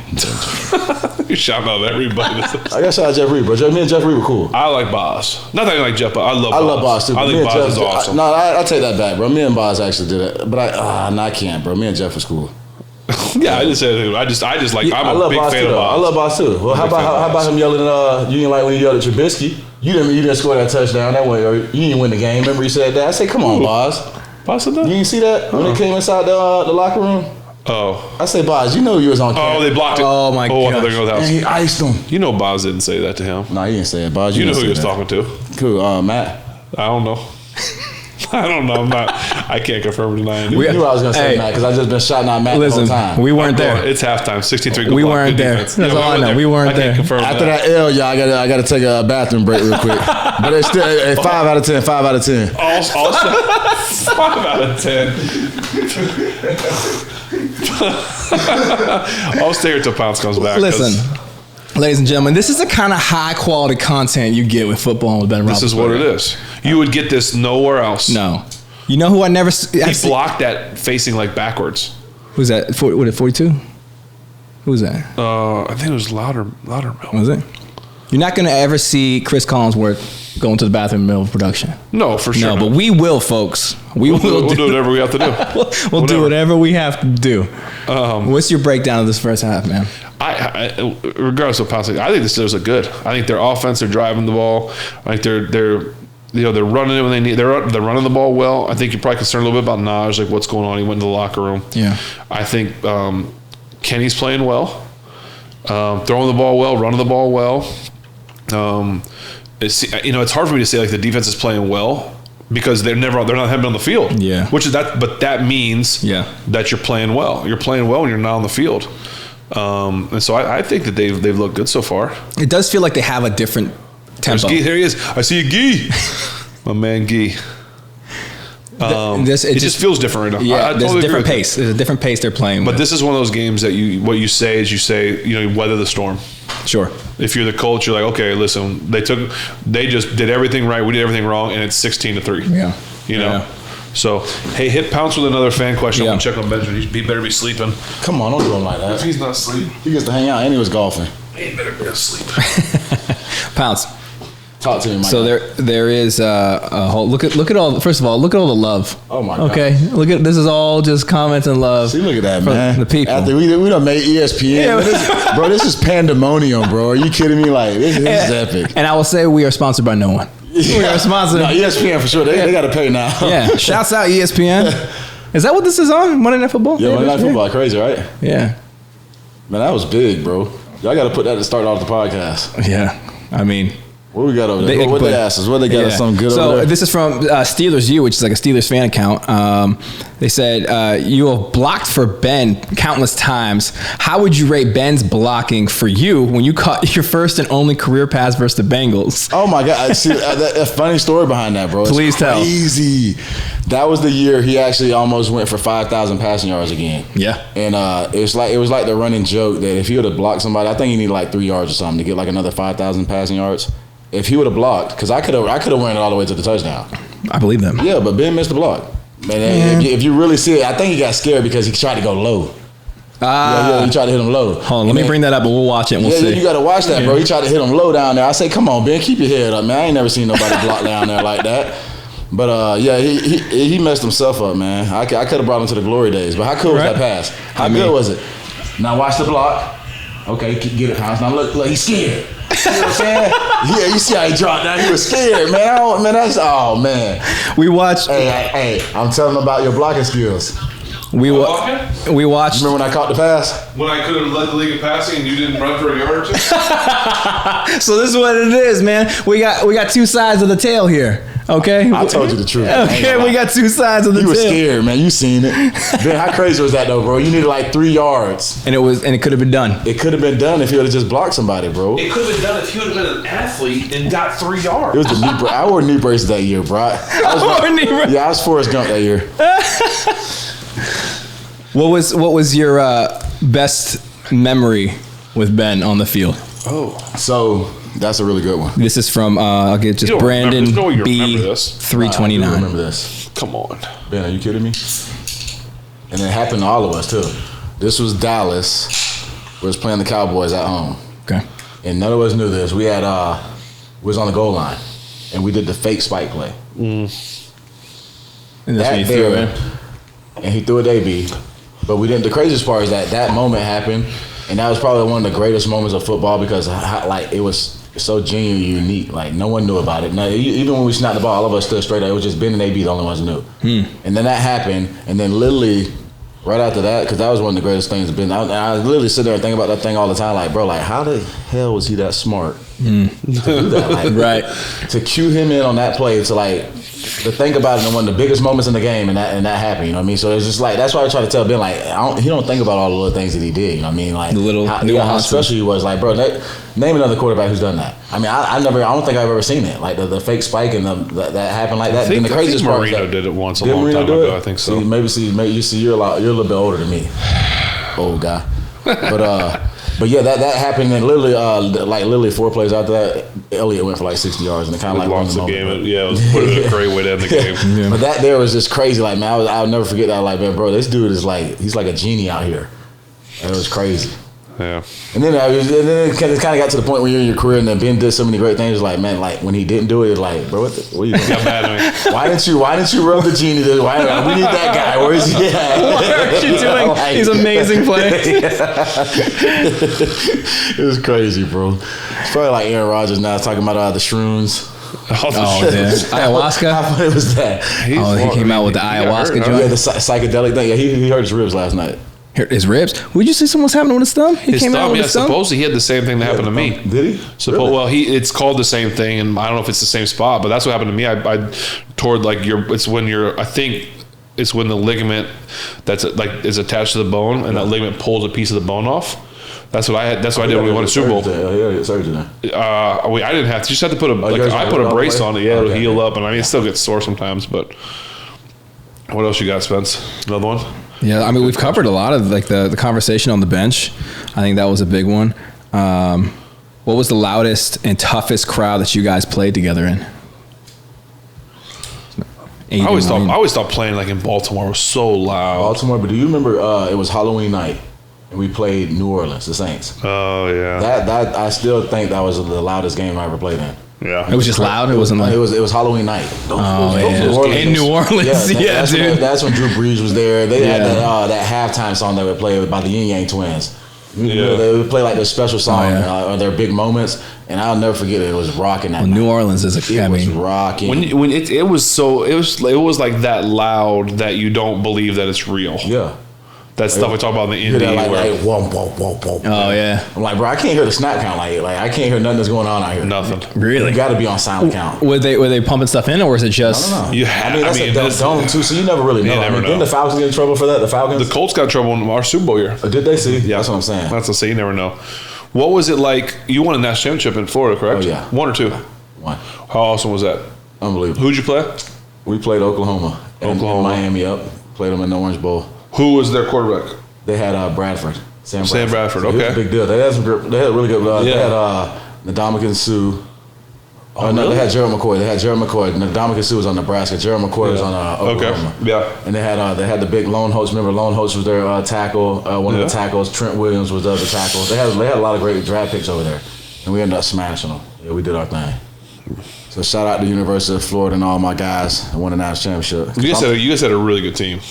Oh yeah, 100%. We had a really good line. We made the quarterback better. I'm playing, Tim.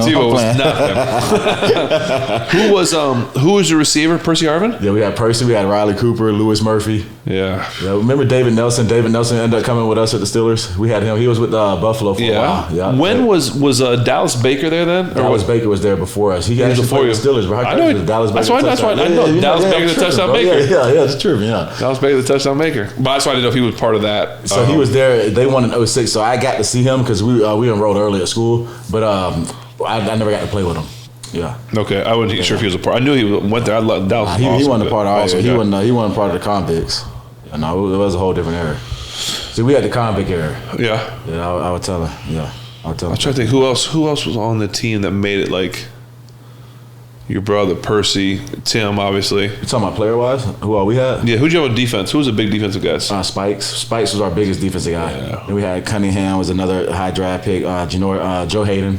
Oh yeah, of course. Joe, love you, Joe. I love you, Joe. I miss you. What's Joe doing? I forgot Joe was awesome. Yeah. Joe in LA? Yeah, he's out in LA. I miss Joe. Joe was the best. Joe came there as a quarterback. Actually. Joe was a great. Really? I hated Joe forever when he was in Cleveland. Always respected Joe. Yeah. Hated Joe because he was really stinking good. And I hated Joe. And then he came to Pittsburgh, and we have I think we're friends and we'll be friends forever. And Joe is just one of the, and I mean this like in the most sincerest way. Like he is one of the sweetest people. 100%. Like super kind, always happy, always smiling, will give you the time of day. Like I really, really respect Joe for the football player he is, but I respect Joe more for like the person he is. 100%. Like and Joe, I'm sure you're not listening to this, but I love you, Joe, and I miss you, and thank you for being a friend.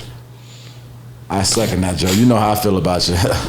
You part of the. Now we got Joe in. Yeah, we had to get Joe in. Yeah. Oh my gosh. We had to get Joe. No, we had to get Joe in on our team. Remember when he was kind of a free agent or whatever was going on? Can we say that? Is that like tampering? Hey man, we're gone now. Who cares? I think you can say whatever you want. Yeah, Mr. Already pay that fine now.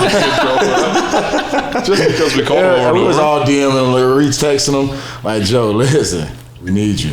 Joe actually I think Joe vamped us up too. He brought a lot of personality to our defense. Oh, for sure. He was the type of Joe had every deal. He would come in there, bring boxes of all the Jordans for all the guys. And he took care of the room. He's an animal out there too, man. He's a player, dude. Pouncey, he practice all the time too, man. You don't get a lot of guys like that practice all the time. Yeah, he was really practice every day. Yeah. A lot of people, if people ask if there was ever a question on it and say what don't we know about you guys?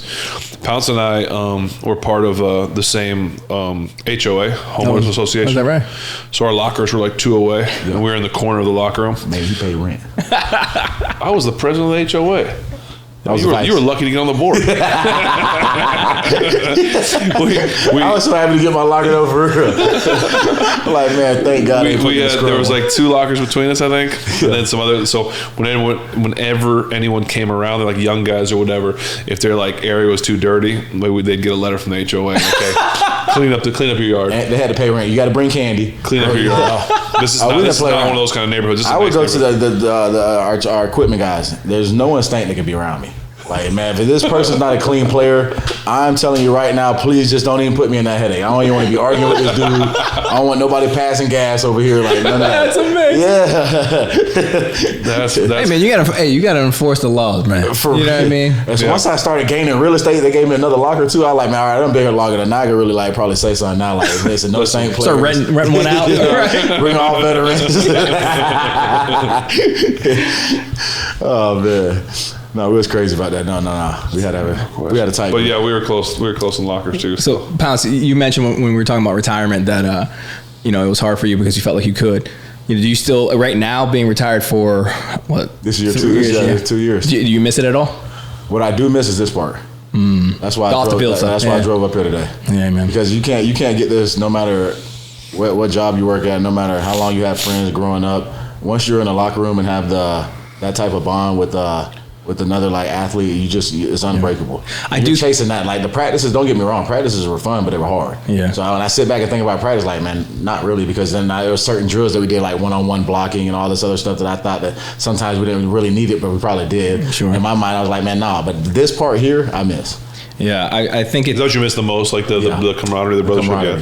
It Driving should be in, knowing I'm gonna have to say, I'm thinking of my morning Joes, who I'm gonna mess with. Thinking of my morning jokes. Like what happened last night, making sure I ain't miss none of the shows, or if I did miss a show, make sure no one talked about the Game of Thrones and like, don't say nothing. But yeah, bro, you can't buy that anywhere. You can't get it at Costco. It's like that's just too unique. You know what I mean? So I do miss that part, but yeah. It's too hard to miss anything else, bro. You talking about missing camp practice? We done did 80 plays, and now we got 2 minutes again. Like, there's no. So I'm gonna butcher this name, but that's kind of my MO here. I'm not a good reader. But Paulo Mares Edgar, or Paulo Mares Edgar, it's probably how it's said. Wants to know who would win during practice. You against Cam Hayward. That's easy. That's easy. Tell us to the people. That's me. Oh, is this light work? Is it light work? Everybody I go against. Cam better say the same thing. Cam better say Cam. Yeah, Cam better say Cam, but Cam probably say me. You think? Nah, he won't.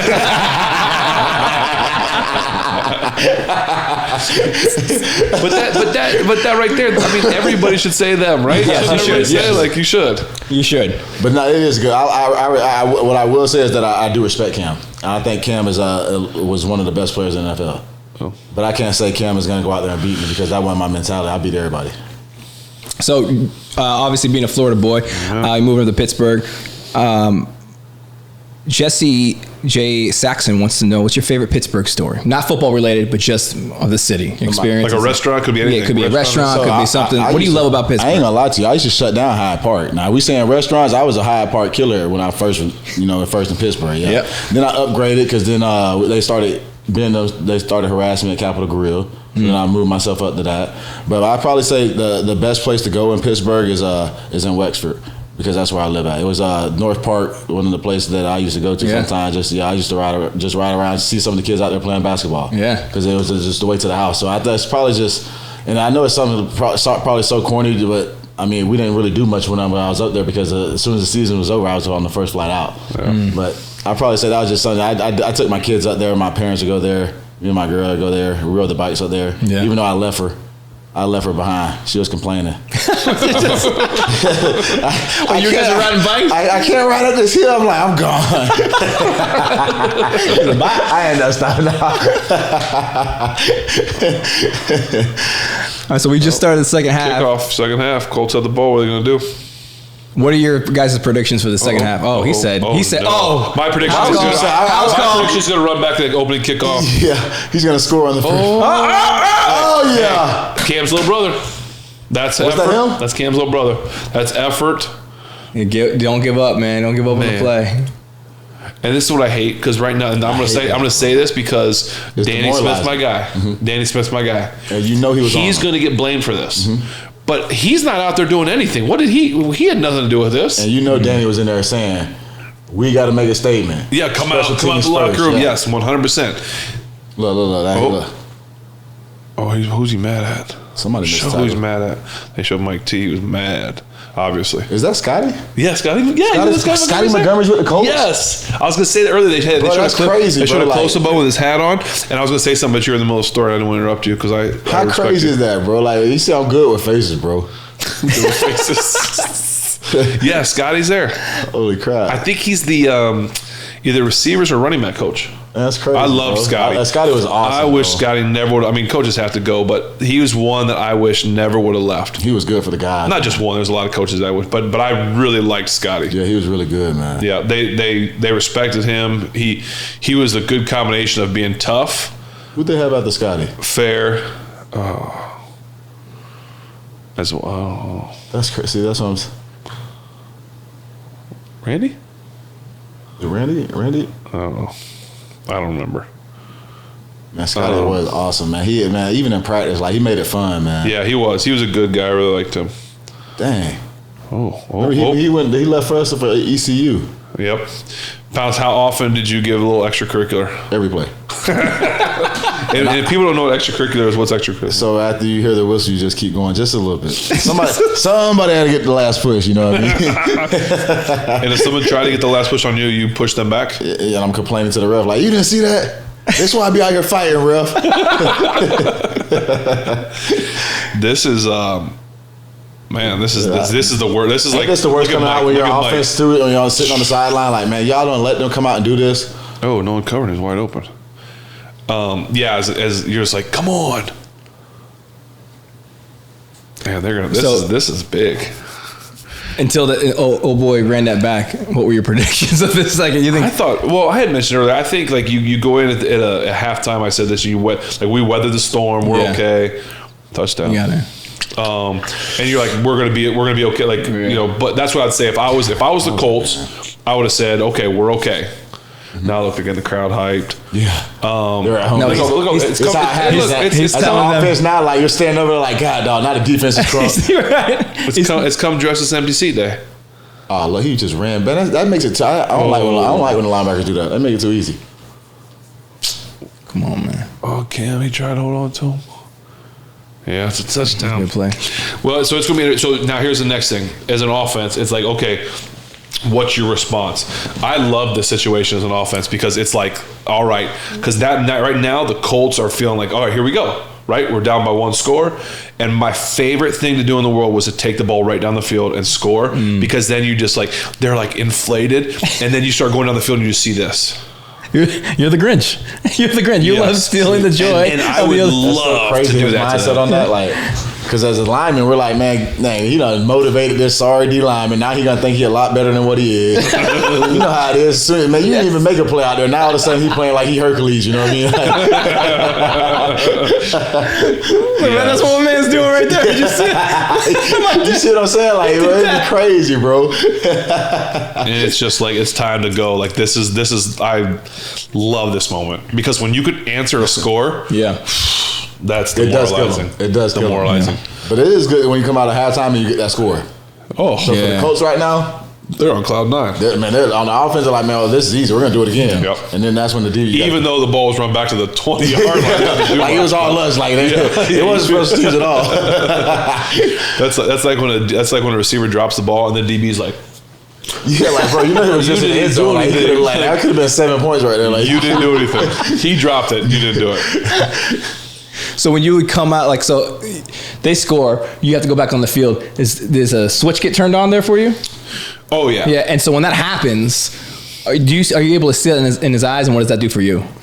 When he gets when that switch Ben gets automatically he's walking up to the lineman. Let's go.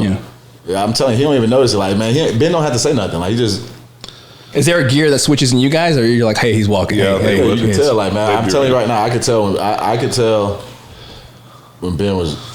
Yeah, the way he ran out the tunnel. Yeah. He would talk about this all the time. I'm just telling you, like, he didn't like when I come out of the tunnel and not be extra hyped, bro. For real, why are you out here? I'm out here blocking for the $100 million man. I need you happy. I need you happy. Yeah. Like, why are you not running out here happy? Like, you just got caught last out the tunnel. The fans are going crazy. I was focused. You wanted me. I want you unfocused. I wanted the dragon, bro. You wanted the dragon. Everyone used to say it, bro. Like, hey, we got him today, 400 yards. I'm like, hold on, Ashley, did you make him mad? Like, why? We're not blaming you, Ash. We're not blaming you. No, yes, we are, Ashley. I think I know the answer to this, but as a lineman, would you rather if on Monday morning, if you looked at the stat sheet and it said, would you rather that the stat sheet say both wins? Because I know you're a guy, you want to win. You just had a 500-yard passer or a 200-yard rusher? 200-yard rusher. See, I told you. They love that stuff. They love 100-yard rusher. Just because it makes us look like... What if it's only a 100-yard rusher? I want the 500 yards passing. Oh, so where's that magic number? It's at 95. 195. I knew it. Because trust me, when we had the 500-yard games, like they're like, oh my, he never got touched. Like it's the same thing. Yeah, I mean, it's kind of like the same thing. Then it's like, man, bro, like no one can get back there. Like we're blocking everybody at that point. Okay, you blitz anybody. Look at Knives. I know what they're talking about. Something. He got hurt somewhere. I think he's. Oh, him. What are they rubbing there? Man, I didn't know he was 240 pounds. He's a big dude. Oblique. He's hurting. We don't listen to what they say, so we don't know what's going on. We don't know my pet peeve is about Pouncey. Yeah, didn't happen very often. Yeah, since we're getting real here. Oh, he just one hopped it to him. It's the L. When I throw a touchdown pass. Yeah. Like we talked about this before. I don't want to run down the field and celebrate. I want to celebrate with my 5 guys because that's what means the most to me. Yep. And when Pouncey would run down the field and not give me a hug first, I'd be like this. But you know why? And then he'd turn around. He'd try to get me on the sideline. I'd be like, You had your chance, pal. You had your chance. Listen, I'd be so crunk on some of them long passes. You just gotta go get it out, bro. You gotta, It'd be crazy, like man, he don't understand it, man. He'll never understand it, bro. I'm telling you. But then Al just give him a hard time. No. Al loved turning around and grabbing Big Ben. That's because Al didn't. Al was so lazy. I used to get mad at Al. I used to get mad at Al for not running on the field. But when we, like the routine, the punt return. Al did it for 2 reasons. It just pissed me off, right? That's probably 3 reasons. He would do it 1 to make you mad, 2 because he didn't want to run down the field because he was too tired, and 3 he knew the camera would probably be on me. 1,000%. That is true. That's why Norwig always ran up. I know. I loved it. This, by the way, this man. Wig told me to tell you he missed you, bro. Wig came out to dinner with Mr. Rooney and I, bro. I know. Dr. Bradley sent me a picture of you two together, and I texted Bradley back. I said, man, I missed that guy, and you a little bit, Doc. By the way, Steelers just went 3 and out. They had a 3rd and 1, and they came up short. But I don't know how I feel about the black punter, man. What is that supposed to mean? Huh? What's that supposed to mean? There's not a lot of black punters, bro. But Press is a great punter. It's just crazy. It's just crazy seeing a black punter. I used to say the same thing about King with the Raiders, bro. It's just that's just a position, you don't see. Come on, bro. You don't see a lot of black punters, bro. I just thought it was funny how you said it. I don't know how I feel about it. Like you want it or something, or you didn't want to see him punt? Well, I mean, he got to be the best of the best. He's pretty good. Well, he's got a big leg. Yeah, but I mean, he's not the best of the best of the best. I mean, he might be. Give him some time. He's young. Your 2nd year? Yeah, he can get there. Presley's he's good. He can get there. I like Presley. I like Presley a lot. It's just crazy. He's a big boy. You ever seen him in person? It's just like, man, it's just as a black dad, it's just hard to say son go punt, But he's probably son go punt. Yeah, like kick that thing, son, I have never asked Presley. I wonder if he always wanted to be a punter. Yeah, I gotta ask him. He's big. He's a big dude. He's big. He can play guard. I feel like I could be completely wrong on this. I don't know if I made this up. That's a great story. I made it up, but I think it's pretty true. You know how when they do like the rookie introductions, like not the rookie show, but like you get up, say your name, college, where you're from, all that thing Mike has you do. I feel like he got up and said, like, Presley Harvin, Georgia Tech, punter, or guard if you need me. Something like that. I think he said something that's really funny. I want that to be true so bad. I'm almost positive that happened. If it didn't happen, he said it at some point. But yes, that was. I'm telling you, he got a good person. I like him even better now. A funny black punter. That's really cool. Hey, we're breaking all stereotypes now, man. Come on, bro. Get out the mold. Y'all love you, bro. I'm black and white. I'm allowed to do this stuff. I break the mold, bro. I made it cool to be biracial. What? You're funny. Hey, brother, you speak your truth. Y'all be hating because I be so honest about this stuff, bro. Like I miss you. You live your life, man. Some people with life though, they're not honest with stuff. Like that's why honestly, like I tell people sometimes, like they don't understand what reality is. Even us sometimes, like as football players, but a lot of our lives has been a la la land. Like let's be serious. Everything's put out there for us. Our bills are, our doctors' appointments are set. Like all this stuff is set for us, and when we come out here and then try to have a real conversation with someone, and then you sit there, and you hear them bullshit, and you're like, bro, come on, like I lived in La La Land for 30 years. Yeah. Like don't sit here and try to BS me. You know what I mean? Oh, look at that. I'm sorry to interrupt you. That was very deep. The only two teams that Matt Ryan has not defeated: the Steelers and the Patriots. Come on, Matt. I knew you were scared of me and Mike. I was just scared of you. This is a big deal today, bro. We've been on ESPN. Matt's never beat us. I'll never look at Matt Ryan the same way anymore. Bro, I'll tell you, bro. Like I'll tell y'all. Like, who's that Colts quarterback? Oh, the one that's scared of Pounce. You know what you do? If this game comes down to, like, they'll never know. So if this game comes down to like the end and they're driving, they should hold up like the big fat and like the big posters. Everyone's gonna know how to get. Mike has to be shirtless, banging on the door for AB. That's amazing. How did I can't believe it, bro. What did you have a favorite place? I know we talked about worst places. Did you have a favorite place to play? Did you like playing down like in Miami where like the family could come, or did that not really matter that much? No, it didn't really matter because Mike was down. Mike played down there. I think. I didn't really have a favorite place. Maybe just I think home was more playing. When you play at home, you're just so much more comfortable. You don't have to do all the traveling outside. Wasn't it awesome playing at home in front of those fans? Yeah, bro. You kidding me? So cool. Like our fans were there for all the barbecue. Like man, they had all the tailgate going. Like it made it unique. It made it fun coming to the games. Like we went to the Dolphins, some of the like Dolphins games and stuff. Like bro, we'll pull up and there's no one there. Yeah. No. Yeah, you're right. You remember how because we went out a whole hour before the whole other buses. So like when we pull up and see some of the teams going, like the Bills Mafia, I gotta respect them. Yeah. Because they're out there like how Steeler Nation is. You know what I mean? How was it when you got to play like you knew we were playing your brother? Like was it? I hated it because you know how to. Maybe the first time we played, but then every time after that because man, you got to entertain everybody. Yeah. Whole family. So it was in Pittsburgh. I would have his whole entire team over, have all the family over. You know how it is, bro. Once you play so long, it's kind of like, man, I just want to go play ball. Yeah. But then you kind of got to have them moments because the family. That's the one thing they talk about. Was it like bragging rights for the year? Yeah, because we won, baby. Oh, he fell down. We lost down here. Remember that? It was Ben tore his knee, and I'm like, I'm going to halftime, and they're like, yeah, Ben has a torn meniscus. I'm like, what? Like, no way, we need Ben. Yeah, we lost that game. Yeah, bro, it was crazy. And I'm like, God dog it, bro. I'm like, Ben, like, you sure you can't play? Like, can you walk? Hey, like, you can walk, right? You can play. What's wrong with you? You asking that? You'd have tried. I did ask him, like, bro, you can walk. For Pounce, I would have Just tried tape it up. You'll be all right. I would have ran through a wall for Pounce. You should have seen it being there, bro. Like, Whoa, look at that effort there, Pounce. Dang, he ran through. He a good running back. 14 yards. I like him, man. 14 yards there. Taylor. I'm trying to think of like a really good, funny story for Pounce. That double team, I could imagine being like a defensive lineman and getting double teamed by you guys, like you and Dave, you and Mo. Oh, like, man. That's got to be like it's like, hey, see that wall right there? Go try and push it. Like that doesn't seem fun at all.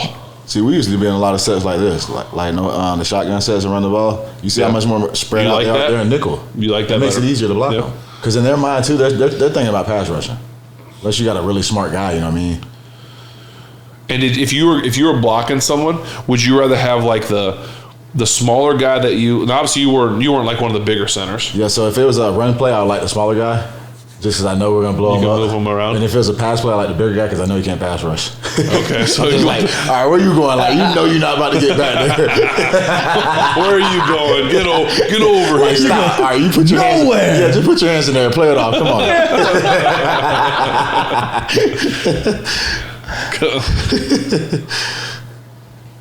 What was that like having your brother in the league? It was cool because it was the craziest part. He would watch a lot of our games because we played at nighttime. So they would be done at like 4 o'clock because they always played at 1 o'clock. Right. The Dolphins, they didn't have a lot of primetime games. So I would literally call him like, bro, what'd you think? Yeah. He'd be like, all right, bro. He would always just tell me about the plays I was bad in. Like, bro, what the heck was that play like? I'm like, you didn't see Ben hold the ball on that play? Like, come on. Ben holding the ball. There's always a lot of love there between the quarterback and the lineman when you've been together for that long. It's like the tackles be saying it the most, like, man, step up. Step up.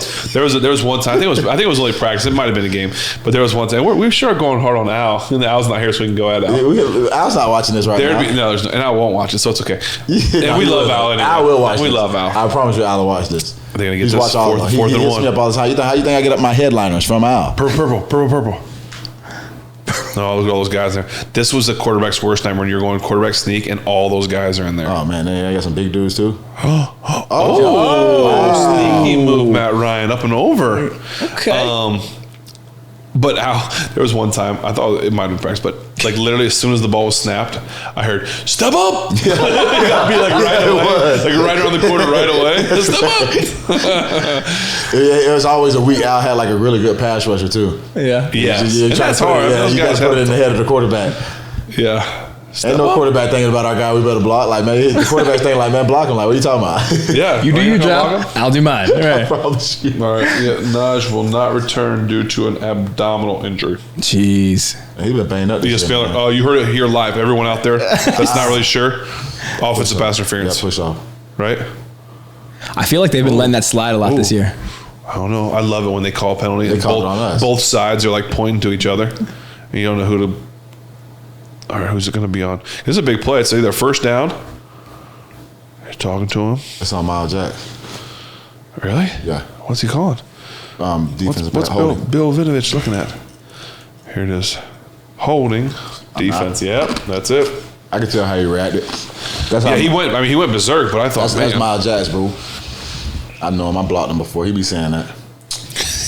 Nah, I'm playing. I like him. He's actually a good player. He runs fast. That's killing me tonight, man. I like mine. Oh, well, yeah. I mean, that's Oh, a yeah, little He bit played of with the holding. Castro, that's why I get Yeah. When you hold him like that you gonna call that's a hold. You're going to get that call there. Oh, then he Ooh, went low. man. Ooh, Yeah. I don't like that. That's one thing I don't like about the not being able to hit the guys up high. Yeah. You can take their knee out now. Yeah. I'd rather someone knock me out. Give me a concussion. Don't take my knee out. There's a lot I've been of- through lot of- knee surgery. A lot of people would say that. Yeah. A lot of people would say that. After them paying out all that money. They just keep throwing this. It feels like everything's been inside now. They're not going outside. They're just throwing inside, getting matchups. It's a big drive. We like when this happens. Keep eating up the clock. Stay in bounds. Come on. Yeah. We're winning the game. Use You it don't all even up. know what he's doing right now. You don't want to get the ball down the field. Come on, we'll take this. Yeah. Use it all up. Time possessed, 5:30. Okay. 11 plays. It's a big really good drive. It's a big drive. You're thinking, okay, 3. This is one of those ones you don't want to. You don't want to stop it now. Yeah, you don't want to get 3. Because you've been put together so Well, much. Matt, back to pass. Coordinators run out of plays. Oh, that's a good D. You drop it or was it a good D? Drop. Oh, he's not happy. Your boy Devin. Bush. All right. See, here it comes. So I'll say this, we do have the third, we typically do 3 beers, Last one. but I did get some extra weird stuff in there. If Weird stuff. What is that? if you want to journey down, Little guy. Yeah, I'm a. Who? While we're doing this, who was the? Besides me, who was the greatest guy you ever played with? Player wise, on offense, it was Percy Harvin. Yeah. Besides you, yeah. And on defense, it was Troy Polamalu. Yeah. But Percy Harvin was like how you are. Like, bro, we need to play. He would always be like, don't worry. Like he was like the upgraded Debo Samuels. Like what Debo Samuels is now. Percy Harvin was that years ago. Like he was way before his era. It's a good hold. Percy Harvin, he Good could have hold. kept playing. He basically like retired just out the blue. He just didn't want to play football. He was just that good. Really? Yeah, I promise you. that's wild, man. So this third one that you have before you is actually a recommendation from the homie Chris, one of the guys that was helping us out at the airport in Pittsburgh. Oh, really? Yeah, he said he used to live down here in Orlando. We worked with Disney, and he said if you go down there, you need to check out this brewery called the Crooked Can.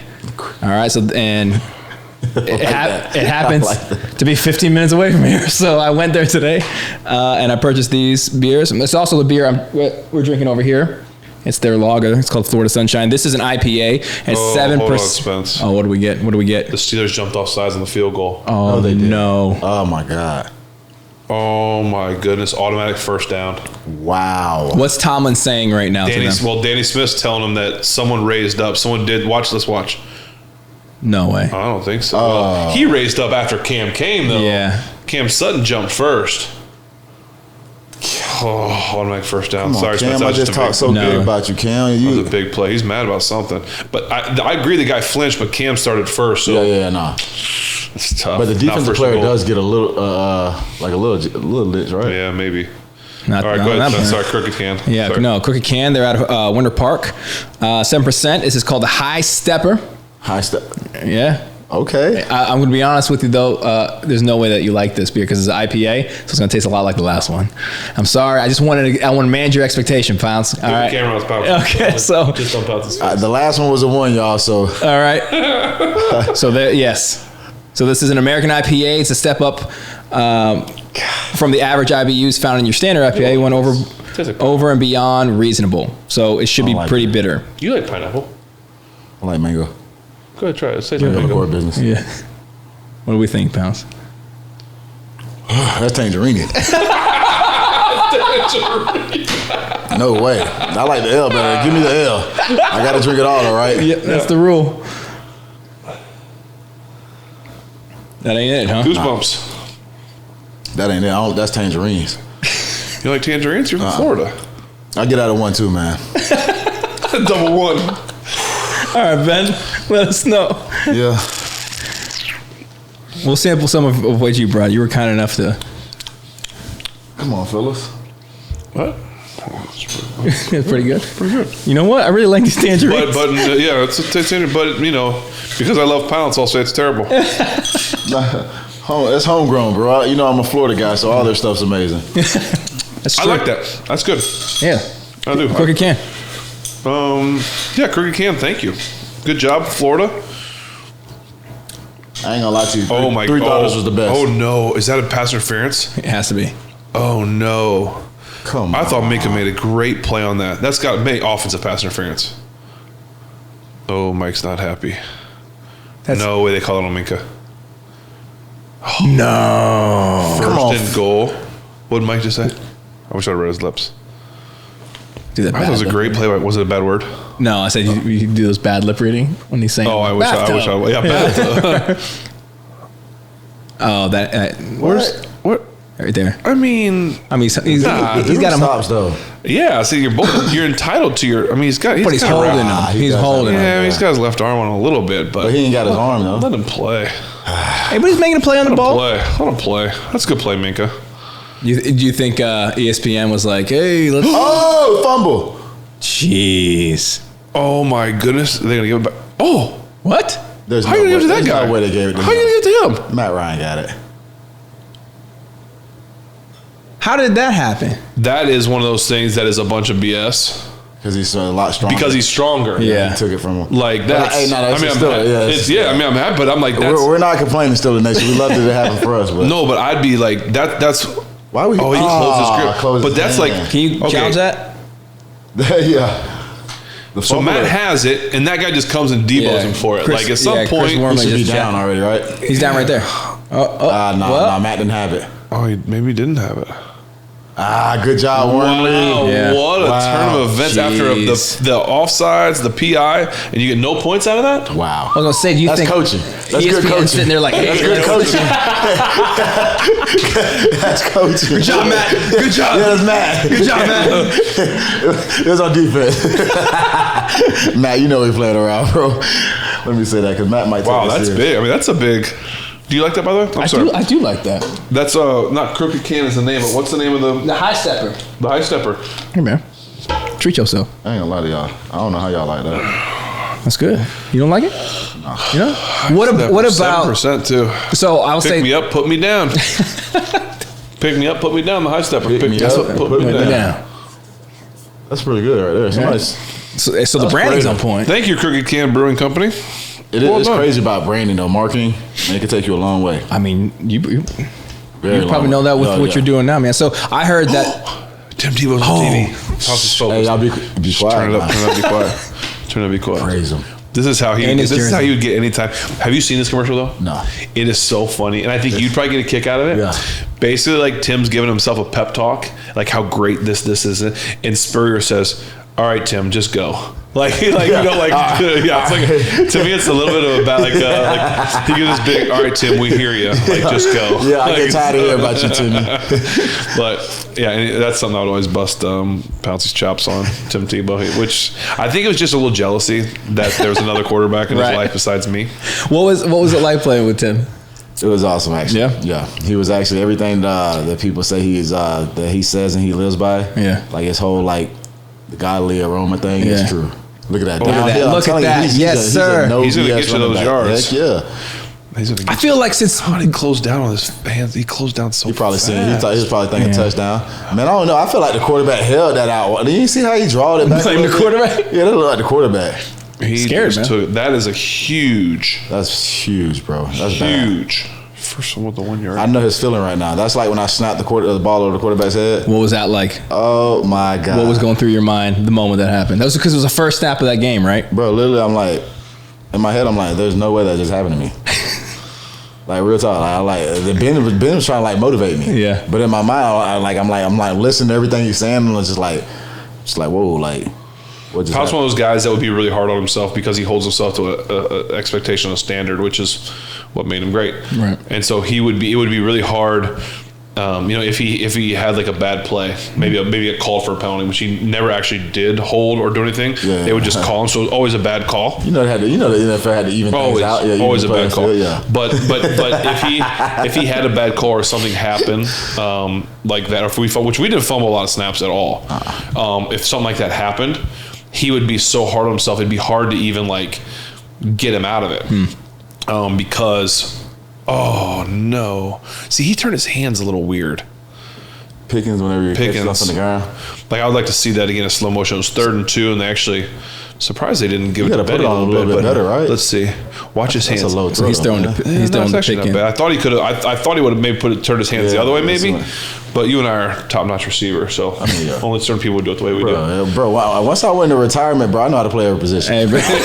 Are you treating me like I'm an expert quarterback and everything? But I was saying is like Pounce would like hold it like inside for a long time. Yeah. Like he wasn't one. That might be roughing. They might have just got a first down. No way. I'm telling you, watch this. Throw the words, the little yellow thing at the bottom. Nothing for a flag?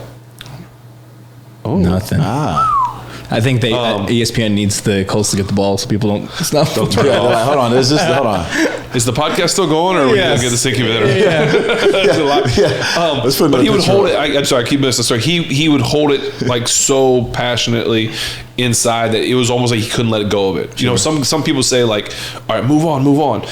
And not that he would like his play would be affected, but like I'd try to be like, hey, Pounce, we're good, man. Let's go to the next one. He's like, nah, bro, I don't like that. Like I don't like. He would hold on to it, even if we could blow the team out, bro. And we come in on Monday to watch film, and he would still be mad. And so I'd poke at him. I'd be like, hey, Pounce, man, you know that was like really bad what you did. I still feel like once the game was over, I'm not gonna lie to you. Like I still feel like I'm the reason why we lost the game. No, not a chance. I get. But listen, it's kind of like when a dam breaks, like all the water falls. Like someone put the first initial crack to it. Sure. No, I get that. How were you able to bounce back to play the rest of that game? Like, what are you going into that next play? Because obviously you're holding on to it still currently. It sounds like it was more just like, man, it's no like you got to play perfect. Yeah, that was the rest of my. And then it was just so crazy. Like I was telling when I did the Ryan Clark the pivot thing, I was telling him like it's crazy how like it all played out because our defense was so good. Like we're like really really good that year.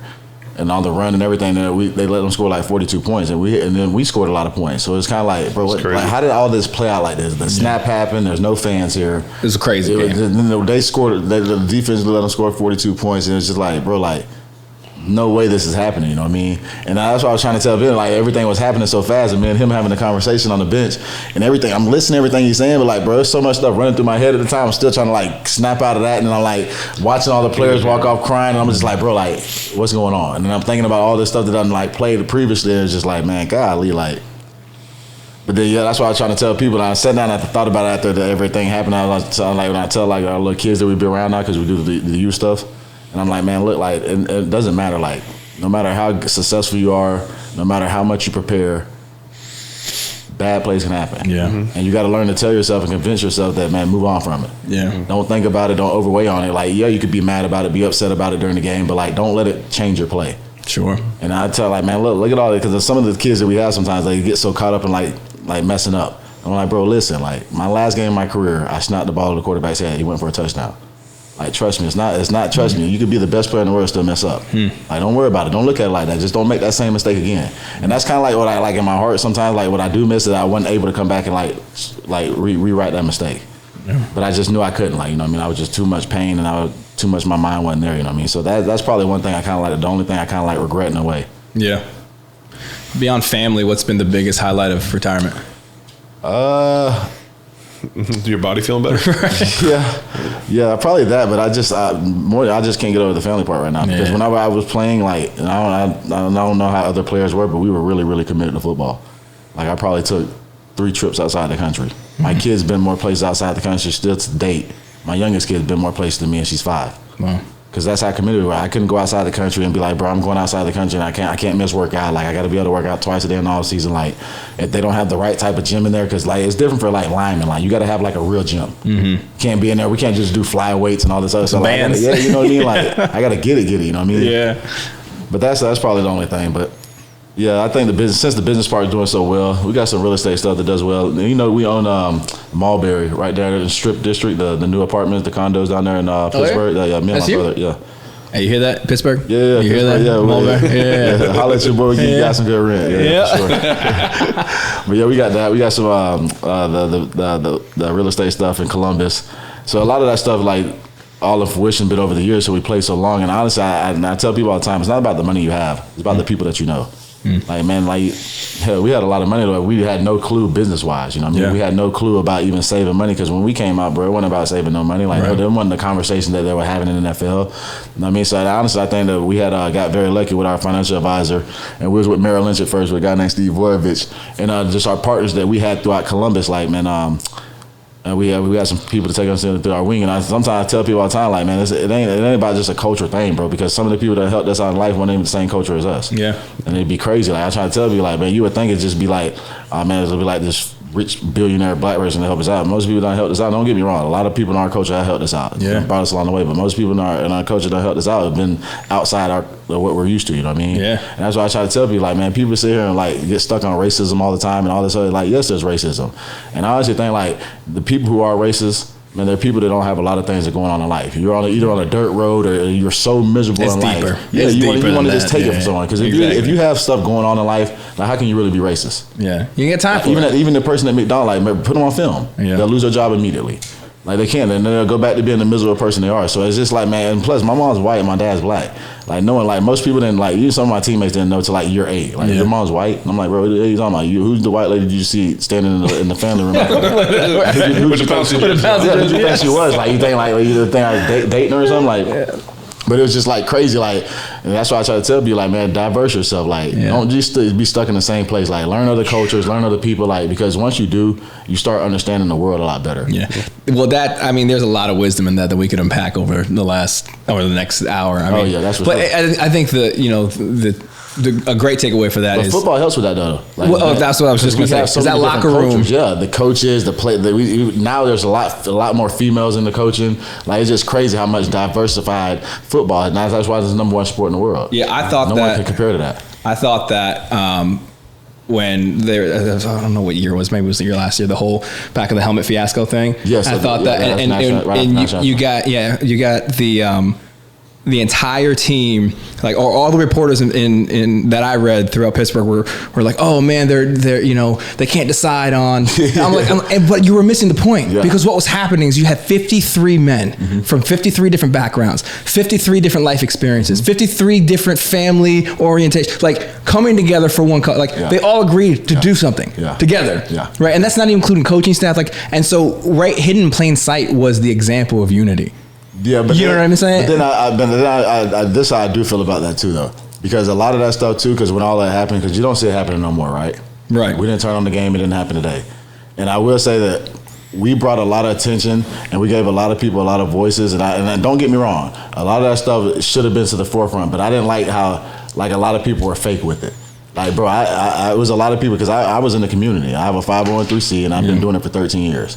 So whenever some certain people were like, and then people were standing up saying stuff, and I know you're not in the community, it really bothered me. Yeah. And it's just like, bro, you're gonna take this 15 minutes before. Back up your words. Yeah, bro, you're gonna do all this, and you're not standing on what you actually are as a human. You just want this for Instagram, And that was, and I'm telling you right now, that was 95 of the NFL, 95% of them. Yeah.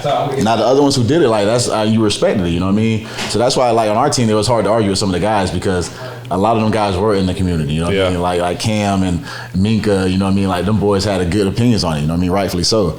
But man, some of them guys, you be like, bro, what the heck? How can you go on there and say that? You haven't did one football camp, you haven't did one backpack drive, you don't do a turkey drive, but now you feel this type of way, come on. Yeah, and that's one of the cool things about Pouncey that people may do or don't understand is how committed to the community you were. Yeah. Both in Pittsburgh for sure, and your local where you grew up down here in Florida. And so I think that's something really to be commended to is that you took your words, you took your actions off the field, you took them home with you in the sense of where you lived, where you grew up. And I think that's just really cool. It speaks volumes for you and the way you were raised. Obviously you were raised right because that was a good catch.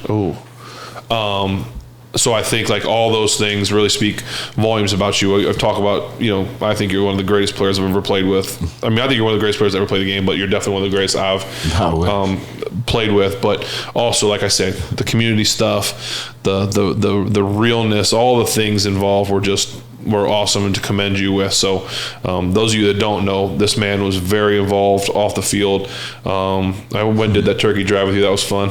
Yeah, we just did it. We did another one in Lakeland. So he's still doing it. Yeah. That's what I'm saying. Even done not playing, still doing it. It just speaks volumes for who you and I know Mike does everything with you too. So both you guys, the way you were raised. Now Mike done got me so locked in back in the football. I took over the whole league. Yeah, what's Mike doing with the? Yeah, bro, he took over the whole Pompano League the next 4 years. So the Dolphins backed him. We just had a turkey bowl, so we had literally 30 different. Tell us what the league is. Is it's little kids? So so it's flag football right now. So he does tackle and flag. We just finished tackle. They lost in the Super Bowl, and 20-6. Yeah, they lost. But now it's travel football. So they're the backyard dogs, and they travel around. They went to Philly last year. They went to Ocala. Oh, nice. And literally, Mike travels the whole entire family. We get the charter buses. We bring the kids. We get the hotels for them. I think more than anything, we were just so lucky and blessed, and everything comes from me and Mike out the pocket. Wow. But Mike is literally the head coach. He's the head of the league, and he runs commissioner, head coach. And I don't see Mike unless we're at the distillery on the Saturday or something.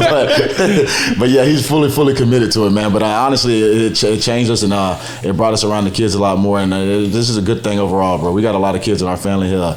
I got 3 daughters. Mike got 2 kids. He got a boy and a girl. Yeah, I almost said 3 for Mike. Let me not jinx him. Mike, I don't want to add him on. We already took on over 200 kids in the league. So, but bro, we just live life now, bro, and we've been very, very lucky, bro. Thanks to Big Ben and the Steelers. That's pretty cool. That's for sure. He got him on the back end. That's amazing. It's pretty cool what you do, though. That's awesome. We're lucky, bro. Honestly. And we was raised up. Bro, our dad was our little league coach. Yeah. So it'd be crazy for us not to get back to the kids too. You know what I mean? Yeah. You see, he travel around with us everywhere. Yeah. He lives life better than us. They got the trash can business now in Lakeland, so they might pick up close there. They pick up for Kissimmee on the Reunion, their golf course. That's what I thought was going at first. I'm like, man, he might go to Reunion. But yeah, we started them a trash can business, and they pick up locally, so they're doing really, really well now. That's Nice, cool. man. Yeah, they were getting a lot of. They pick up See? for all the. Those of y'all thought he was just an unbelievable football player.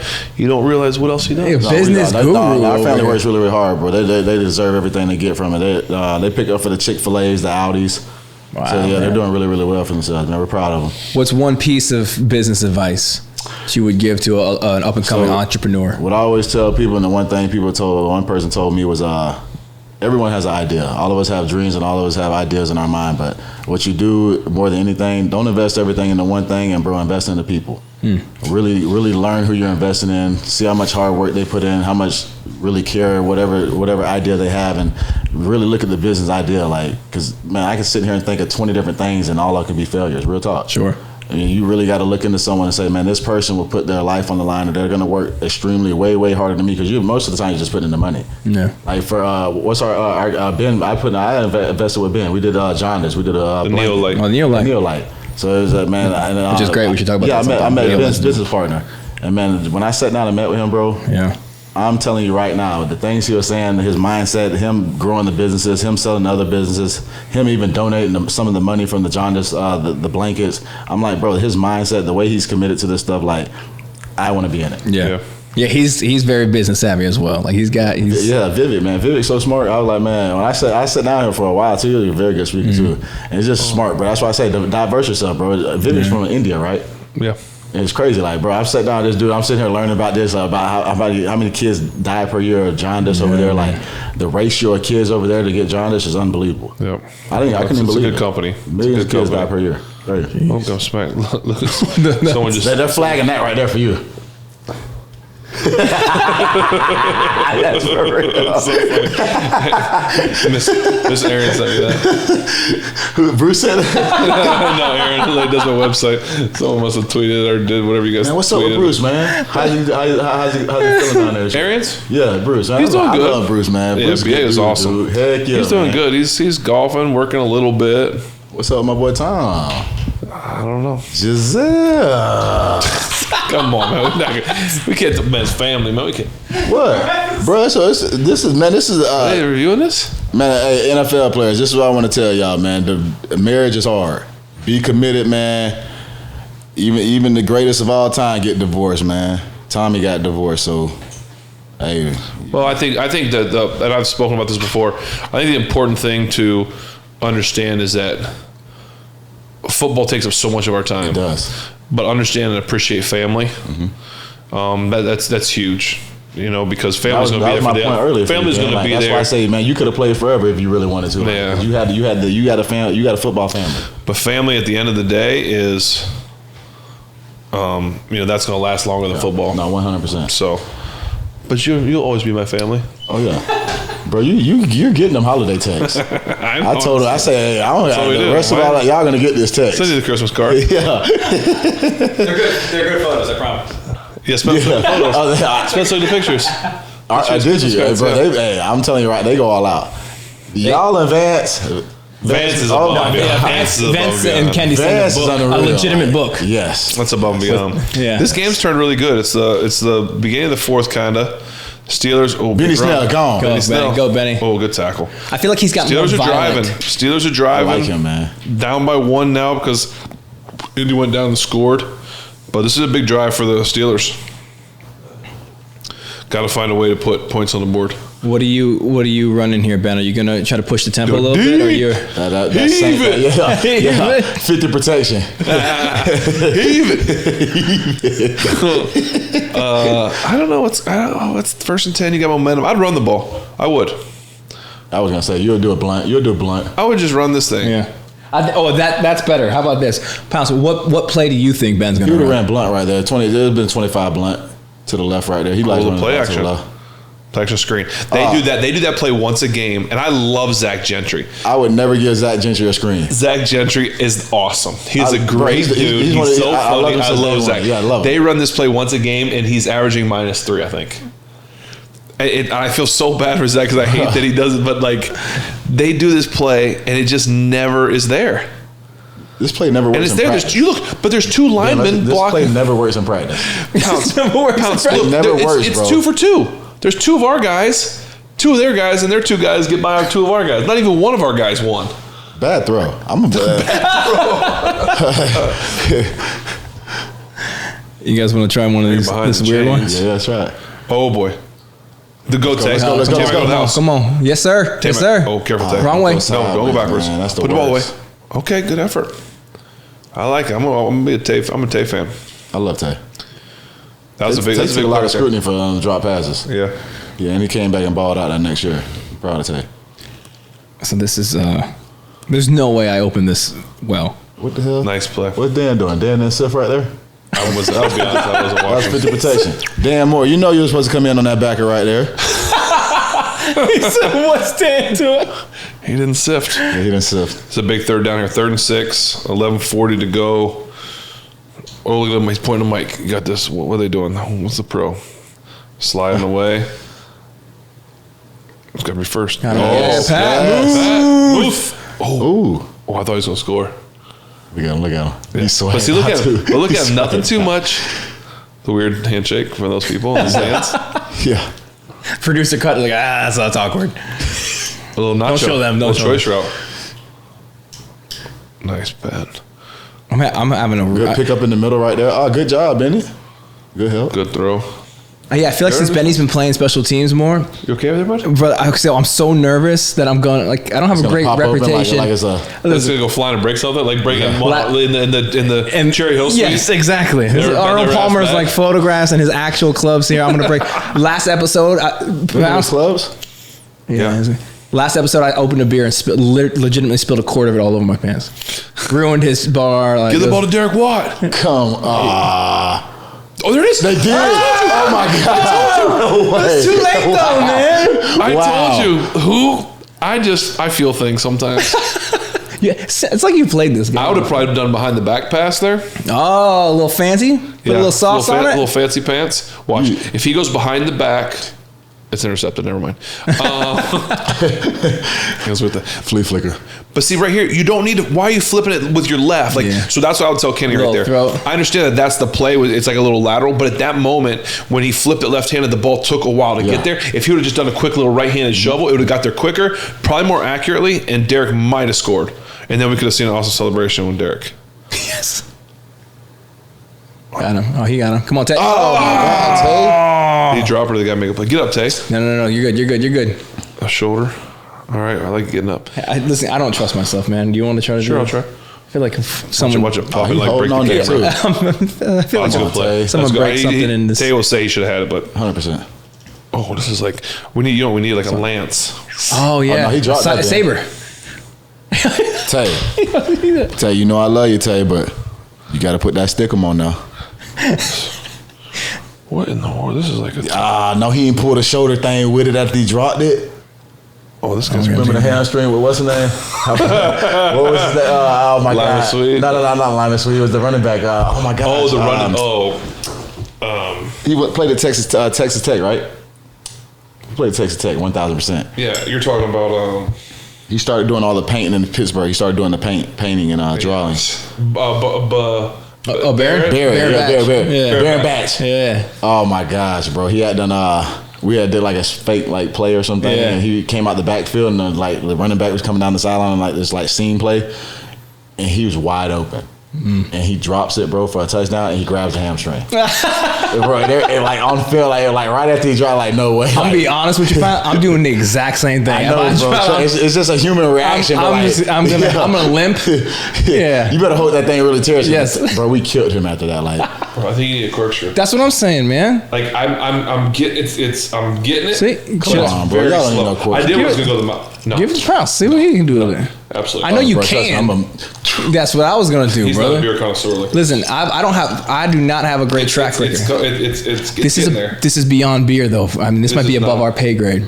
This might be. I know you can just rip it out, but I'm afraid it's gonna be like, it's gonna. But I don't think you really can. Because it might overflow. Kind of breaking. We don't need to try that. Who cares? try it. Break that bitch open. Maple Scotch ale. There's got to be a corkscrew around here, right? You got to be able to Corkscrew twist it off, gonna though. You can twist it. I can't. Yeah, go ahead. Huh? It's just. Proceed with caution. You're too skinny, dude. You can't get that. You're too skinny. You can't get that. Us skinny guys can't do I that. want to do it, too. You should. Don't break the glass on you. This is Damn, that bitch. Hey, don't start cursing all of a sudden. You've been really good so far. Oh, I mean, Here. I told you. I ripped it a little bit. I did. okay. Well, Ripped it? we'll never have it. It's fine. Push it A in. little bit of residue inside of that one, but look, you ain't Maybe you're hurt. supposed to shake. I mean, the cork's Let's, all the way down Maybe you here. push too. it in. do we saber it? Just I mean, you pull your teeth out. Ashley, don't. Is it worth it though? Is it? All right, it's ripping. The cork. we got to put that part. Do not delete that part. It is ripping. It's ripping. The cork's ripping. I'm sure. Hey, well, this is also from Crooked. Crooked Can. It's the Crooked Cork series. Yeah, it is crooked Yes, cork. Yeah, it's the very cork is crooked now. I would love to. I hope this is delicious. Hard. Yeah. I'm sure it's. Shout out to y'all We can anyway. find the The thing. free Third sponsor. down. Here we go. 3rd and goal. 10 minutes. Run the Run the ball. ball. Good job. Good bounce. Good job. play Yeah, call. Benny. Matt Canada. Good play call. Hey, shout out to Matt Canada. Good play call. Oh, go for 2. Okay, Coach. Yes, sir.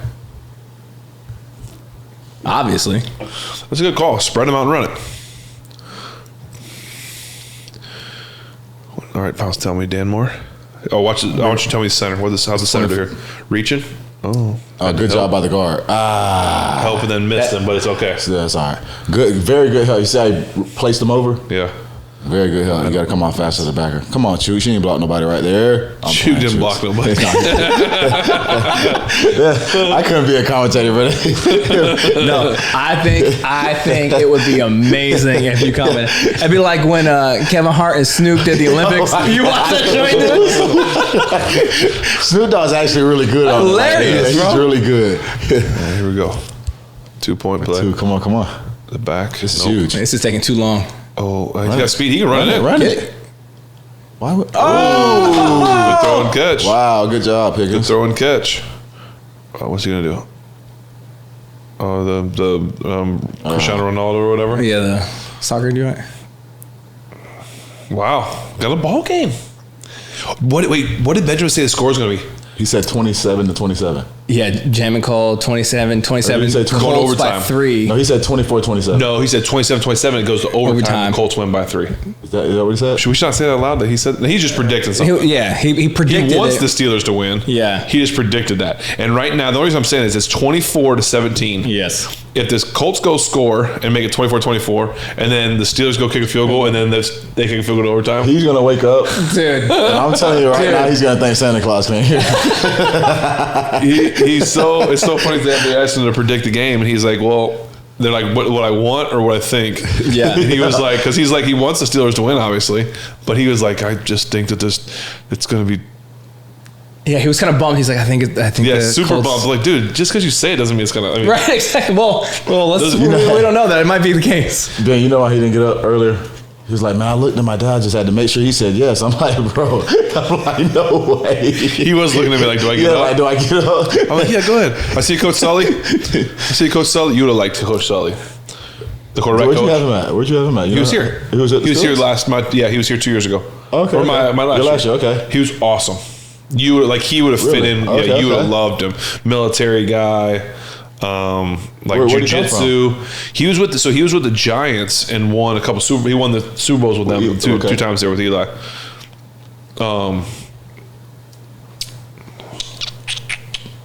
Chico always going to make a play on special teams, bro. Yeah. It's your boy in the commercial. This commercial's so funny. The Andy I love Reid. Andy Reid. Andy Reid's awesome. This way he throws the Seen marker. his son? Yeah. That's crazy, right? Yeah. I love Andy Reid. He is so Love. smart. He is so good.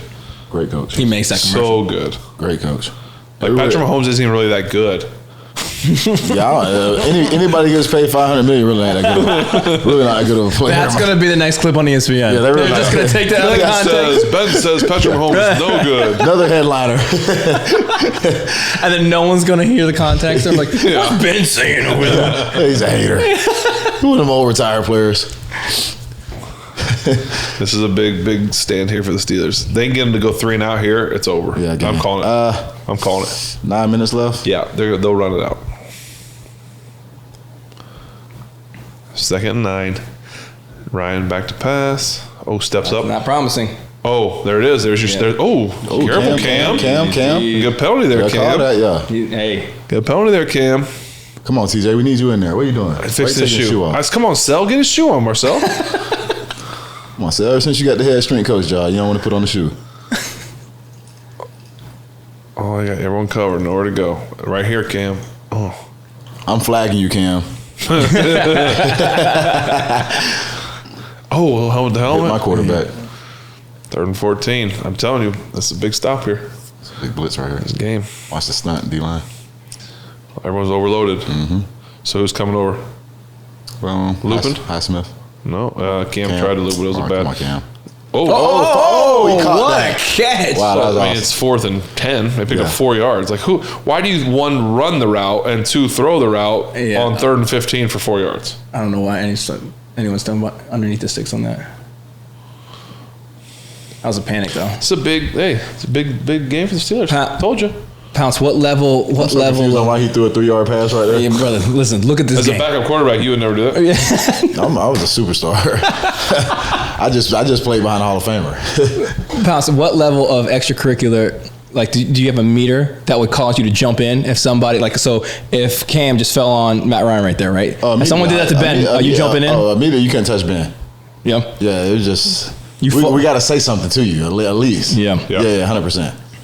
Because then, bro, if you don't, then the players get real pushy. So it's a 0 tolerance from the jump. 0 tolerance, yeah. As soon as we get off the bus, as soon as we're at the hotel, for fans or anything, it's 0 tolerance. Like y'all can holler at him after the game. They didn't call that? No, I think I blocked into him.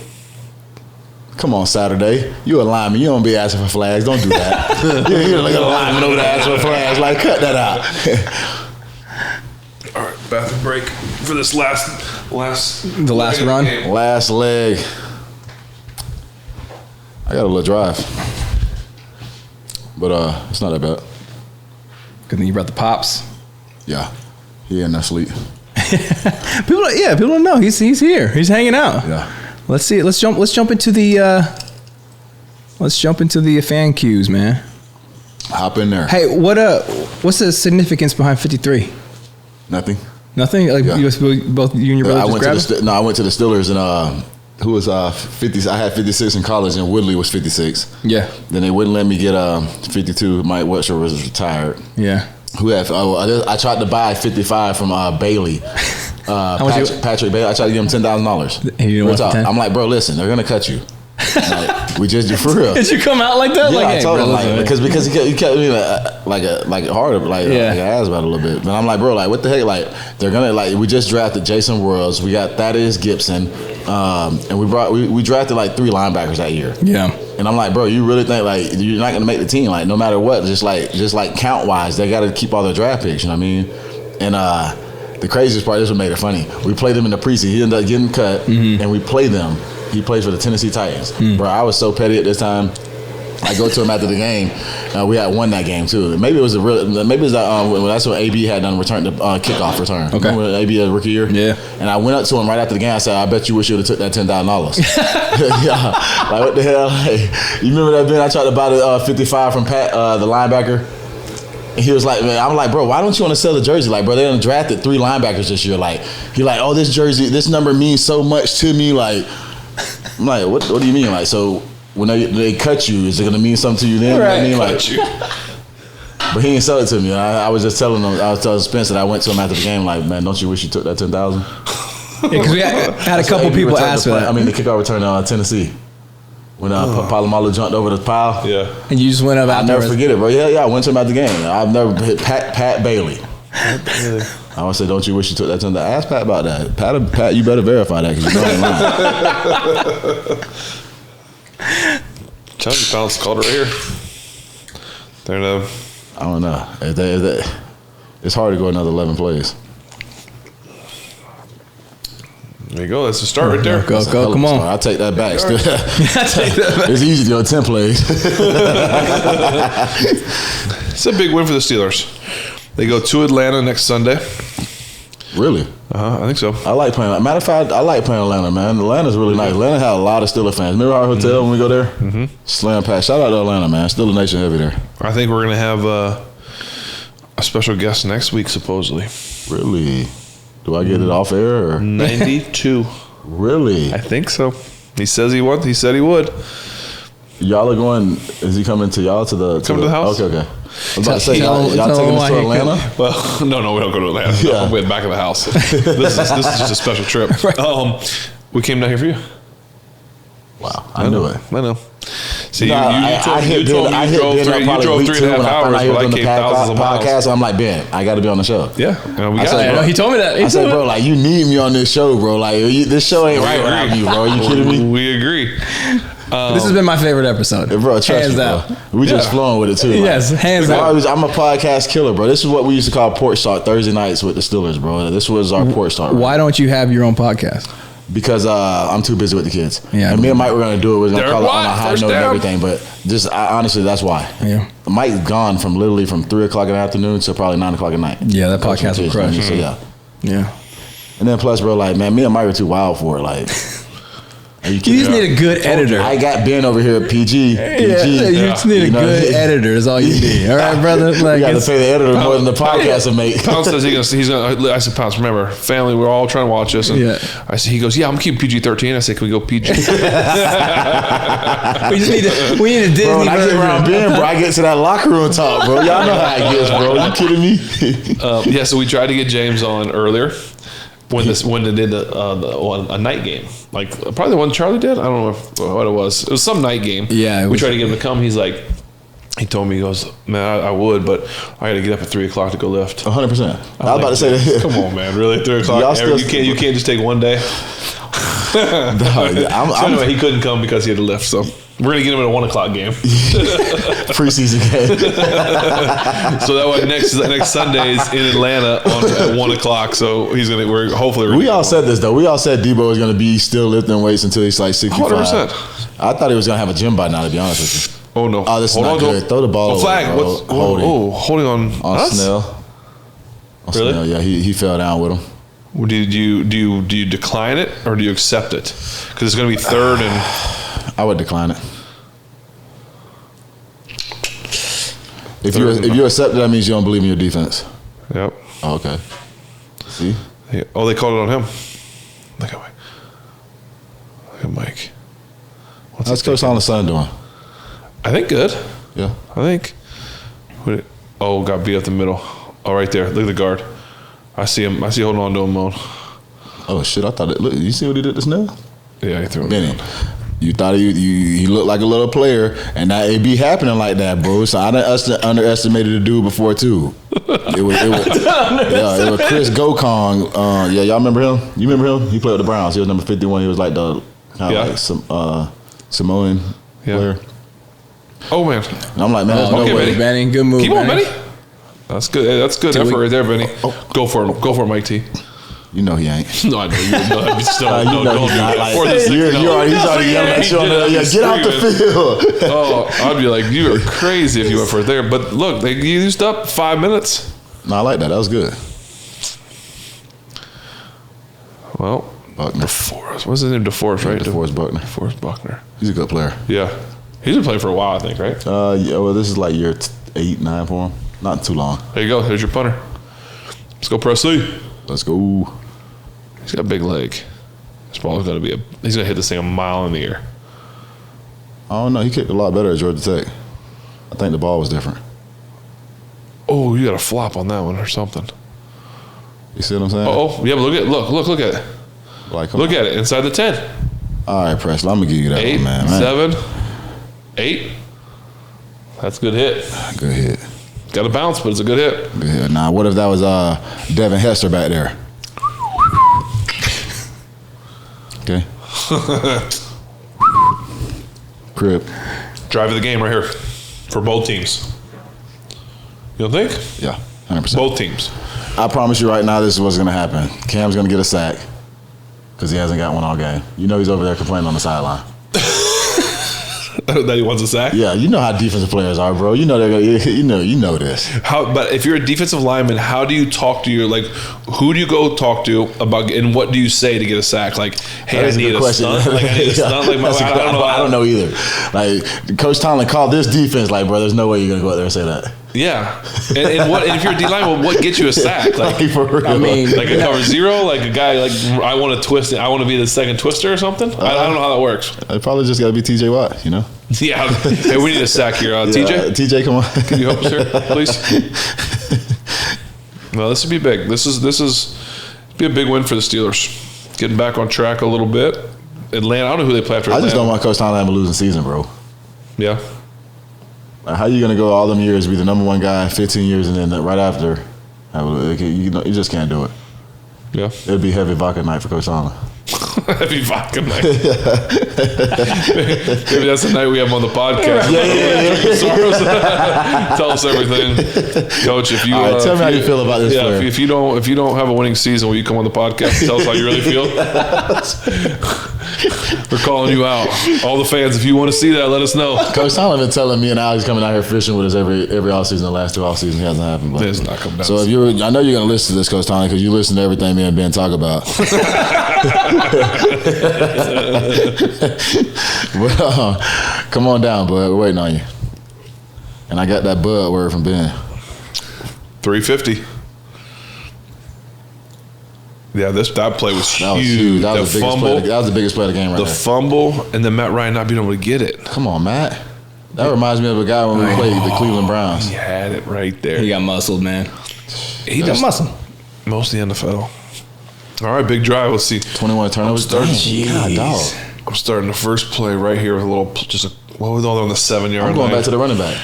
Yeah, I was thinking about like a little play action, but you don't want to get too deep in the end zone. That guy right there, number 90 coming off the edge. You say play action? No, I was thinking it, but they're backed up too far. I can just throw it. Who said they got the tight end flanked out to the top? Our corner's not backing up at all on him. I was just about to, yeah. Oh my God. That was that's great That coverage. is an amazing catch, bro. And he went up and just, what's the flag? Holding? They're moving down the field, Pounce. Holding? No, they're kind of stopping. They're backing up. Defense, come on. How's that pass interference? Why even call it? If he made a catch Especially on when it. there's tackle right there, too, like Why even call that pass interference? 29. Who's 29? That's yeah. Levi He Wallace can't, yeah. from Buffalo. Yeah. Where's the? I yeah. thought he got there at the same time. I didn't think that's a great catch, That though. was a good play. I love Yeah, a it. little You got bit, him I on the guess. helmet, yeah. It's hard being a ref, bro. We're so as fans and old players, man. The refs get it the worst. I'm telling you right now. This is my favorite thing. I love my new favorite thing is when you know that every. Let's look at Doc Bradley and Norwood getting more airtime. Come on, guys, they're fine. You know how they always have like, let's bring in Gene Steratore, let's bring in like the ex-referee, right? Yeah. And I love when the ex-referee bashes the referees. He's like, you know what? That's a bad call. Yeah, I would have never called should that. never would have. Knowing he on the phone in New York, like, you better not shut up. I love it. No, that was awful. Why would he call that? That makes no sense. Matt Ryan came out balling, didn't he? 14 for 16 in the second. They didn't have the ball in the first half. They couldn't do anything in the first half. Halftime adjustments. Someone did call it. Halftime adjustments. Who's the head coach there? Jeff Saturday. Jeff Saturday. Wow, Jeff Saturday went in and put it in a nice little speech. I got Scotty You Montgomery. must have heard about that little speech you had about him. Guys, When I was in the Pro Bowl with Ben Roethlisberger. run. I taught him how to be a player. Quinn. So if all right, Coach Pouncey, yeah. if the Colts go score, which I don't think they're going to, if they do you kick the extra point for the tie for overtime? You go for two? You already are 4-16. You already got Jeff Saturday as your head coach and randomly out the blue. Like, you starting to do randomly stuff out the blue than do random stuff. You already out here, bro. Yeah, I mean, it don't get more random than that. You know what I mean? Wow. Didn't Walsh just get hurt and leave the game? Nah, you know that. Or was it him? Yeah, you know that was one of them. Oh, it was one of them. Like, did he really catch it? Like, who the flag was on? Did y'all see the soccer player this past weekend? He got hurt, but then they scored. He got up and like started celebrating with his team. Oh no, that's funny though. Y'all gotta see it, bro. Did you see the Seahawks Raiders game? No. Did you hear about the guy for the Seahawks? No, who? Oh my God, you talking about the dude who ran on the field? Yes. Bro, how did that happen? It was so funny. How did that happen, bro? I had to think so, Spence. This is what happened. If you don't know, I know you keep going to football. So the Raiders are playing the Seahawks in Seattle. Okay. And the first play of the game, the Raiders throw an interception to Seattle on kind of towards their sideline. Okay. So the guy for Seattle, he catches it, but he kind of goes down and he hops up and he starts running back because he doesn't get touched. Well, as he proceeds to run down the field, one of the players from the sideline of the Seahawks runs onto the field and then proceeds to block somebody. What? Bro. And they didn't. So they had too many guys in the field. Oh, he ran on the field. See, he wasn't supposed to be out there. I told you, Pounce. He was not. I bet they had him on a concussion. He must have just run on the field because the referees just called and said, get him off the field. He must have went on the field on his own. I don't know what happened, but that's Dr. Okonkwo, who's one of the best in the world. He's actually he's one of the best in the world. Did he just make the play though? I think he just made another tackle, and that's why I think they're saying, like, hold on, you can't go back out there. I don't know what's going on. How you take him off the field for that? Well, you head thing that you can't. Oh yeah, I'm sure. Yeah. And so Spence, he runs on the field, proceeds to block. So they have 12 guys in the field, no flags, no nothing, no call. I think he got excited thinking that the guy was down, the play was over, and then ran out there, didn't know what to do. So and then I might as well keep going. Like I gotta do something. It was one of the most bizarre things. What about the fan who ran out with the team? Oh, I don't know what that is. Oh no, pick. Jeez. We both thought. I thought it was in there That's too long. dangerous. I thought it was the Seahawks, though. He literally ran out as the team was getting introduced. He ran out with the team. I swear to God, man. That makes me think. Do you remember at training camp? Oh my God, the dude showed up in the outfit, Fake Troy. bro. Yes, Fake Troy, bro. We had a guy at training camp we were practicing, and we're coming down for practice, and he just dropped it, and all of a sudden we're looking and we're like, what is that? It looked like Troy, but we're like, wait, that's not Troy. He was on the field in a full uniform, a Troy wig, full everything. He made it onto the field. Yes, onto the field. He made it 2 minutes before strike. Practice all the stuff. The craziest part, it was a player. He was with us. Yeah, it was a player who said something, bro. There wasn't none of the security, the coaches. Nobody said anything. A player. Like, who the hell is that? Yeah, what's going on, bro? It was cracking. And he was a fake Troy, and he was out there with us, gonna participate, and we're like. Was he stretching and stuff? He was right before stretch. Bro, I swear to God, they stopped him right before stretch. Yes. It would have been crazy if he would have ran through a drill. Man, he could have sued the team. He would have got hurt out there. It was full helmet, shoulder pads, pants, jersey. What if he goes out, does it, and he's amazing? You're like, that's just Troy being Troy. Immediately, that's just Troy being Troy, man. Troy, come here. Fake Troy. I couldn't believe it, bro. He just runs. This guy's just on the field it was like a Batman, the Batman uniform thing we had on. That color. If he would have had the dark gold, he would have got away with it. Probably. He probably would have got away with it. It was just the jersey was a little off. It was one of the most bizarre things ever. The security had to get fired that day. How did y'all? How did he get all the way? They just saw the hair and walk all the way down the thing. Crazy. I don't even know where he came from. How many autographs do you think he signed on his way down? Well, he might have signed them afterwards. Yeah, maybe after, but this was before practice. So the fans were probably cheering at him walking on the field. Yeah. Like his buddies. Hey, I bet you $20 you ain't on the field. Oh my God. Watch this day. He got pictures with all of us and everything. That's the highlight. That's the highlight of his life. Yes. He gonna tell his kids, man, I went for a tryout. I'm the only player ever that got a tryout with the Steelers.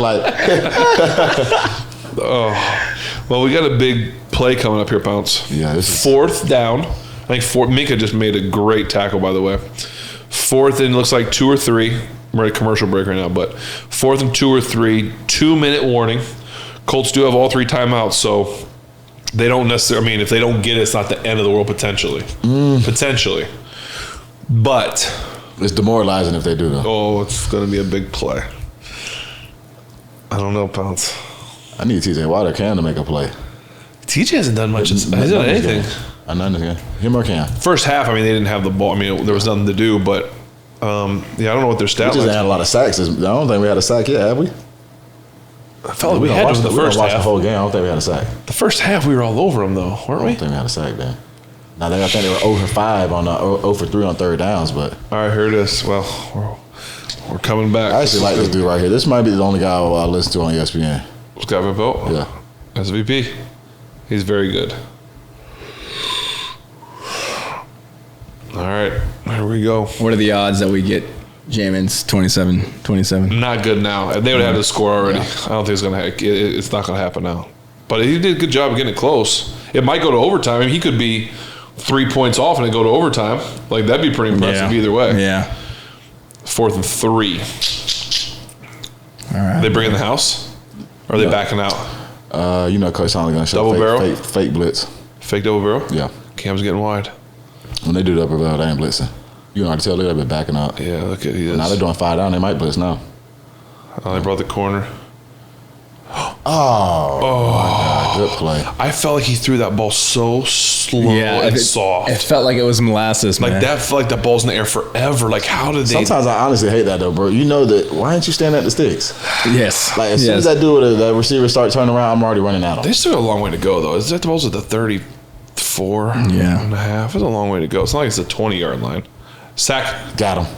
I There just you talked go. about sack fumble. Good job. Come on. Who did I say was the young gun? Yes, sir. Alex Heisman. Man, Great play, Alex. I ain't saying I need to be a GM here in the scouting department, but See, this is where I think Indianapolis is bad coaching. You just got sack fumbled. Take your time. You got 3 timeouts. Take one. take one. Take one right now to save let time. the lineman cool down a little bit, like especially the player who just gave up the sack. Yes, just like relax. Like, instead you're trying to rush and call plays, but look at the clock. I mean, they just lost 10, 15 seconds. And it's still clocking. It's still going. 3 timeouts? Come on. Oh, he's not running far, is he? Oh my gosh, he might. Why would you do that? Oh my God, bro. What are you doing? Now, they're still not taking a timeout. Pouncey, they're still not taking a timeout. That's coaching. This is awful coaching. That's coaching. That is coaching. If I'm That's where they spotted him? If I'm Matt Ryan, I'm taking a timeout just because. Bro, no way. Good play, Alex. They don't want to win this game. They are off. They don't want to win this game. That's Jeff Saturday right there, bro. Bad coaching. They don't want this. That's Jeff Saturday. Bad coaching. Alex Highsmith. That's great play. That is, what are they doing? Wow. Like, I mean, first off, Matt. Now they take Hey, Steelers Nation. Y'all talking about Matt Canada. Whoever just did that, they got to get the pressure. Take it off Matt, man. That ain't it. That was all. Look at TJ. Oh, yes, sir. Oh, that's why I was in the air forever, too. That was 4th down. Matt, I thought could have kept running. Like, you got to keep going on that run. 100%. Like, you got to keep running. Watch this. Well, I mean, you got to just go. Like, you got He to take a has the hit. first down. He's got. Like, you got to kind of. Just run straight. Yeah, all those guys kind of were letting him go down, too. All right. 4th and 3. Jeez. Why did they not take a timeout? I mean, they lost 30 seconds on this drive. It's crazy. Easily. Yeah. And you got timeouts, but You know what coaches always think? We don't want the offense to get the ball back with time on the clock, especially a player like you. Jeez. They're they're gonna call flag. Wow. But they called the Good other one. play. That's awesome. Yeah, I know. I like that. That's They huge. owe us one. They owe us. That was 4th down, right? That's game over. Game. Wow. I was like, wait a second, was that 4th down? Like, I wasn't positive. And we just had one of the greatest podcasts of all time. Wow. I tell you what, Steelers win. Pounces on the podcast. Charlie Batch, you left at halftime. I stayed the whole time. Oh, Matt had the other guy open. Oh, he turned around. Good job, man. Yeah, that's a good play Good by job, Cam. Coach T. Who's he tipping his cap to? Matt, he's tipping his cap to Jeff Saturday for not calling timeout. Good job. Thank you, Jeff. Thank you, Jeff. Wow. Ursay. All right, Pounce. We're gonna sign this Thank you thing guys, off. bro. Thank you, guys, man. Pounce. Sign us out of here, Spence. Yeah. Sorry. So Pounce, give us a rundown real quick. Where can we find your guys'? So as of right now, we're in 6 different states, but we have the online site. You can go to shopjfhadens.com. We're in every single Total Wine, every single Publix liquor. We're on all the Miami Fleet Carnival Cruise Lines. We're in over 3,000 accounts in the state of Florida. Just look us up, bro. Follow us, and we'll appreciate all the love, man. Thank you, guys. Right on, man. Thank you so much for coming up here, I guess. Yeah, up here. Yeah. Yeah, up there. To do this, man. So just a couple quick announcements, and we'll land this plane. If you're not already, go ahead and follow at Footballin with Ben on Instagram. We do exclusive content, giveaways. We do have some giveaways coming up that you can find out more information there. Make sure you follow Pouncey as well. If you're not on Instagrams, at Marquise Pouncey. All right. We appreciate you guys, your time. Also, if you have some beers that you want to send in, the address to send that in is going to be in the description. So make sure you guys do that as well. Beyond that, hey, hold on. Yeah, check us out on ESPN, baby. We made it big, baby. We made it big. Yeah, we made it big. And thank you to Creekside. Yes. Obviously, Creekside for all the help with all the beers and everything you guys do. You guys are awesome. Appreciate y'all. yes, and we will see you guys next week. Thank you, Marquise Pouncey. I love you, brother. Love you too, man. Anything for you, my guy. You the best, bro.